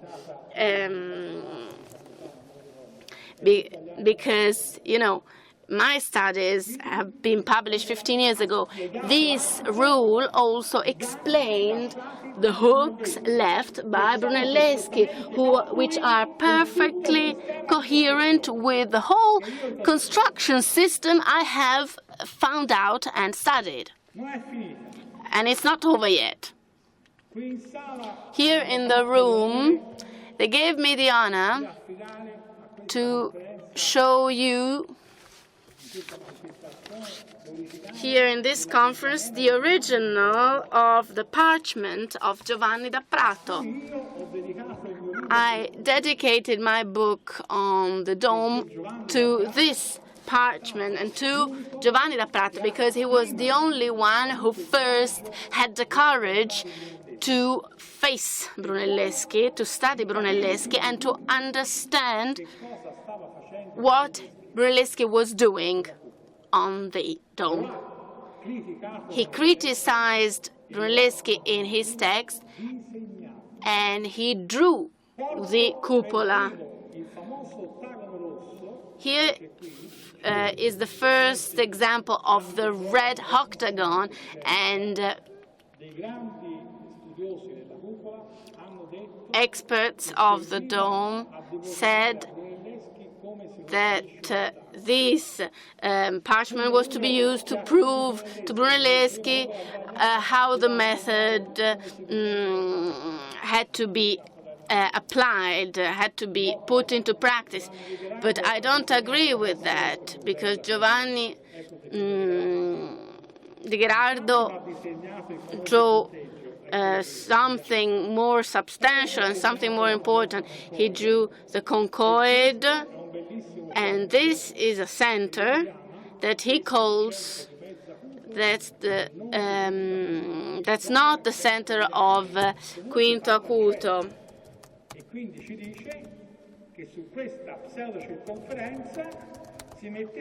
On this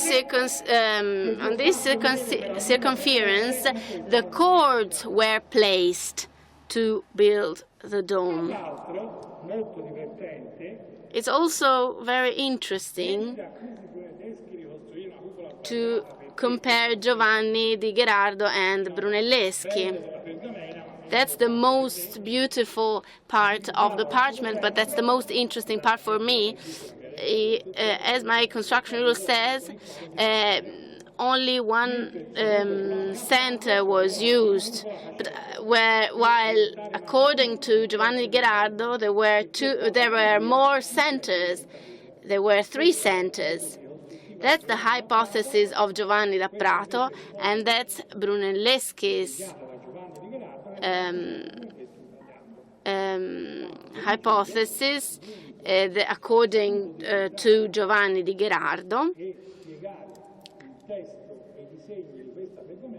And here in the room we find the parchment of these that shows these drawings, and I've also published a book on that. And I remember an anecdote. Some libraries hid this book from clients because they didn't want this book to be sold. But Giovanni da Prato shows us clearly that the corner curve of the dome is a circumference, so it was conceived as a circumference. The drawing clearly shows that. Here is the center of Quinto Acuto. This is the 36-meter radius, and here's the corner of the dome. Giovanni da Prato saw Brunelleschi building the dome. So Brunelleschi wanted to make a circumference, there is no doubt, and that's the proof drawn by someone who saw him working. And he was extremely intelligent, extremely smart. And that's the apotheosis. Here is the scaffolding.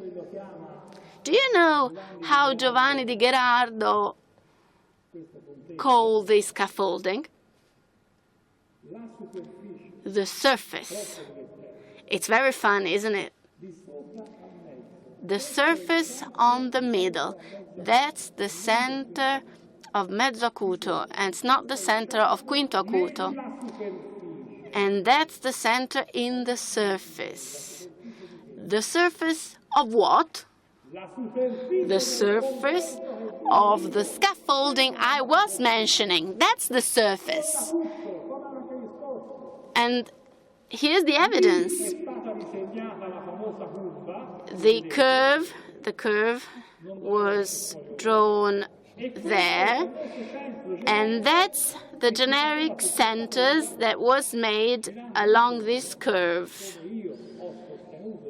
by turning around, as I have stated since 1982 in my publication. Giovanni di Gherardo drew my hypothesis of construction, because now you have on the left my construction rules drawn, and on the right you have the drawing made by Giovanni da Prato. And you don't need too much of imagination to understand that these methods are very similar. And also Giovanni da Prato gave me a big help in this battle to understand the secret of the dome. This is the model of the dome. As you see, the model was left open because by doing so it can be visited and you can see the construction method. And this model was visited by lots of experts, Michelucci and lots of famous architects of our faculties, was visited by all televisions of the world. Why? Because this is an open dome and it shows all secrets of the dome. Here is the core of the issue. On the left, you have a zone of the model of Anconella Park. On the right, you have the real masonry of the real dome. What do you see? What do you think? I think they're absolutely equal.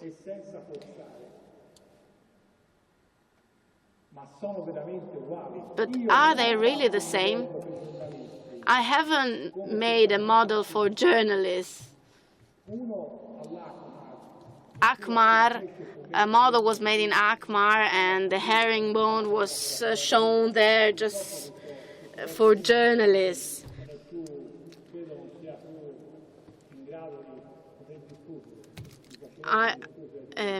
Unfortunately, the person who built Akmar model is not here. And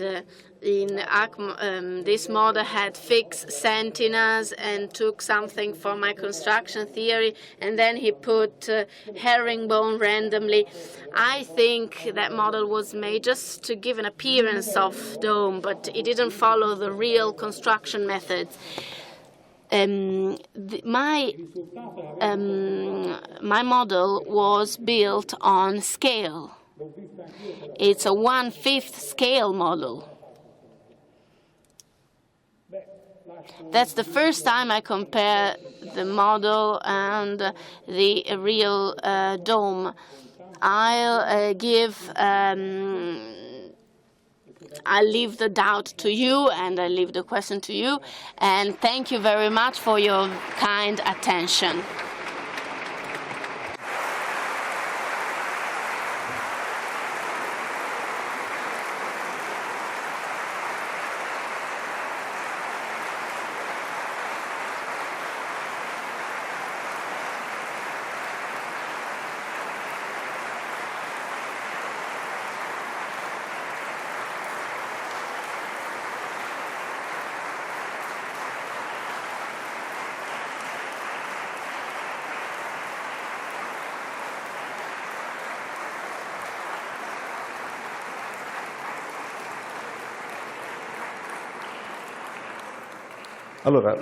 So the conference part of the evening is concluded. I would like to thank the authorities, the mayor, Mr. Renzi, Archbishop Bettori, the president of Opera del Duomo, Franco Lucchesi, the president of Florence, Giovanni Gentile.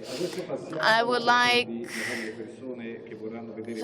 the people who want to see the model and the parchment can go at the back of the room. But now it's time for our connection with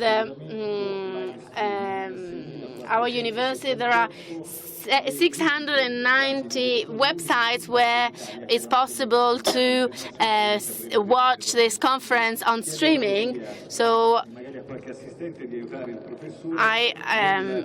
please, assistant, please help the professor so that he can answer the question through Skype, because we enter a more technical phase. If someone can please help us. So it's turn for questions.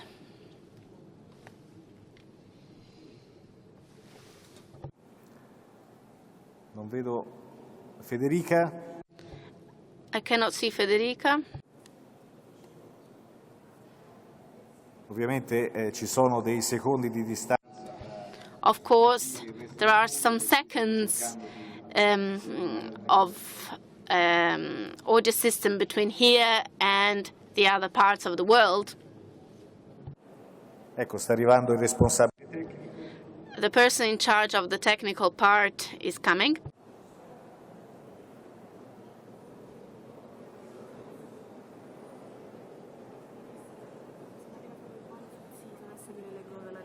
Benissimo.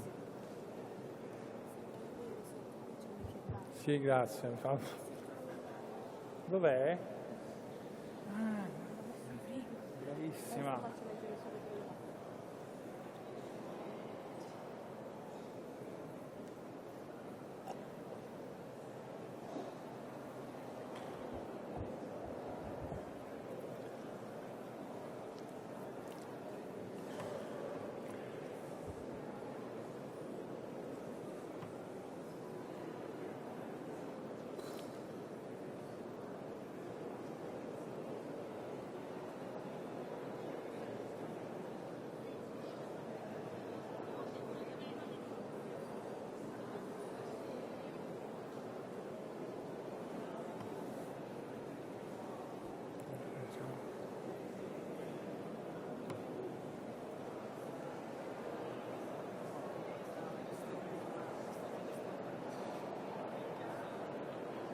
Professore, tra i tanti ringraziamenti che sono giunti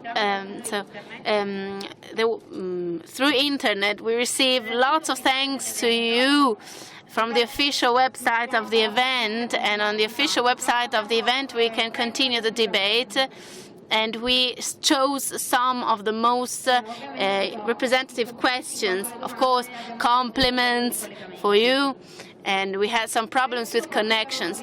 Very dear Professor Ricci, compliments for your research. I wish you a profitable ball. I would like to thank you for this high-level initiative. I would like to thank you.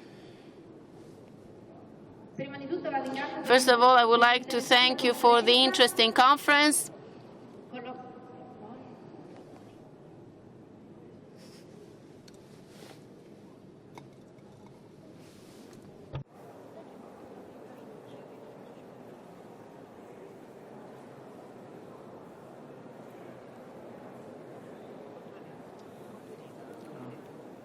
I would like to thank you for the interesting conference you held in Prato on parchment. I took part there.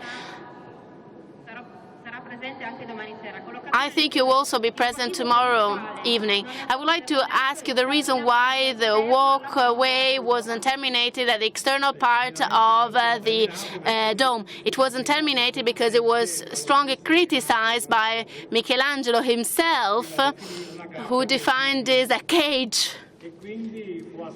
And it was heard, the judgment of Michelangelo was taken into consideration, and this is why the external walkway wasn't made. And but this critic of Michelangelo was a key critic, and it's important because he said, yeah, it looks like a cage for crickets, sorry.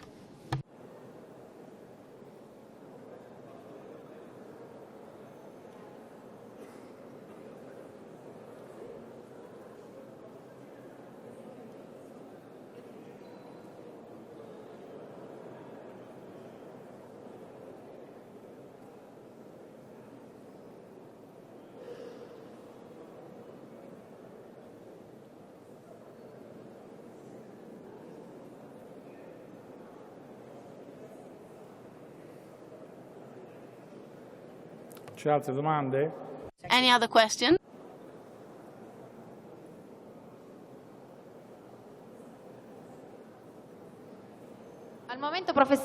At the moment, there are no further questions. There are only compliments and compliments again. So let's close the connection. Thanks. I would like to thank you all very much.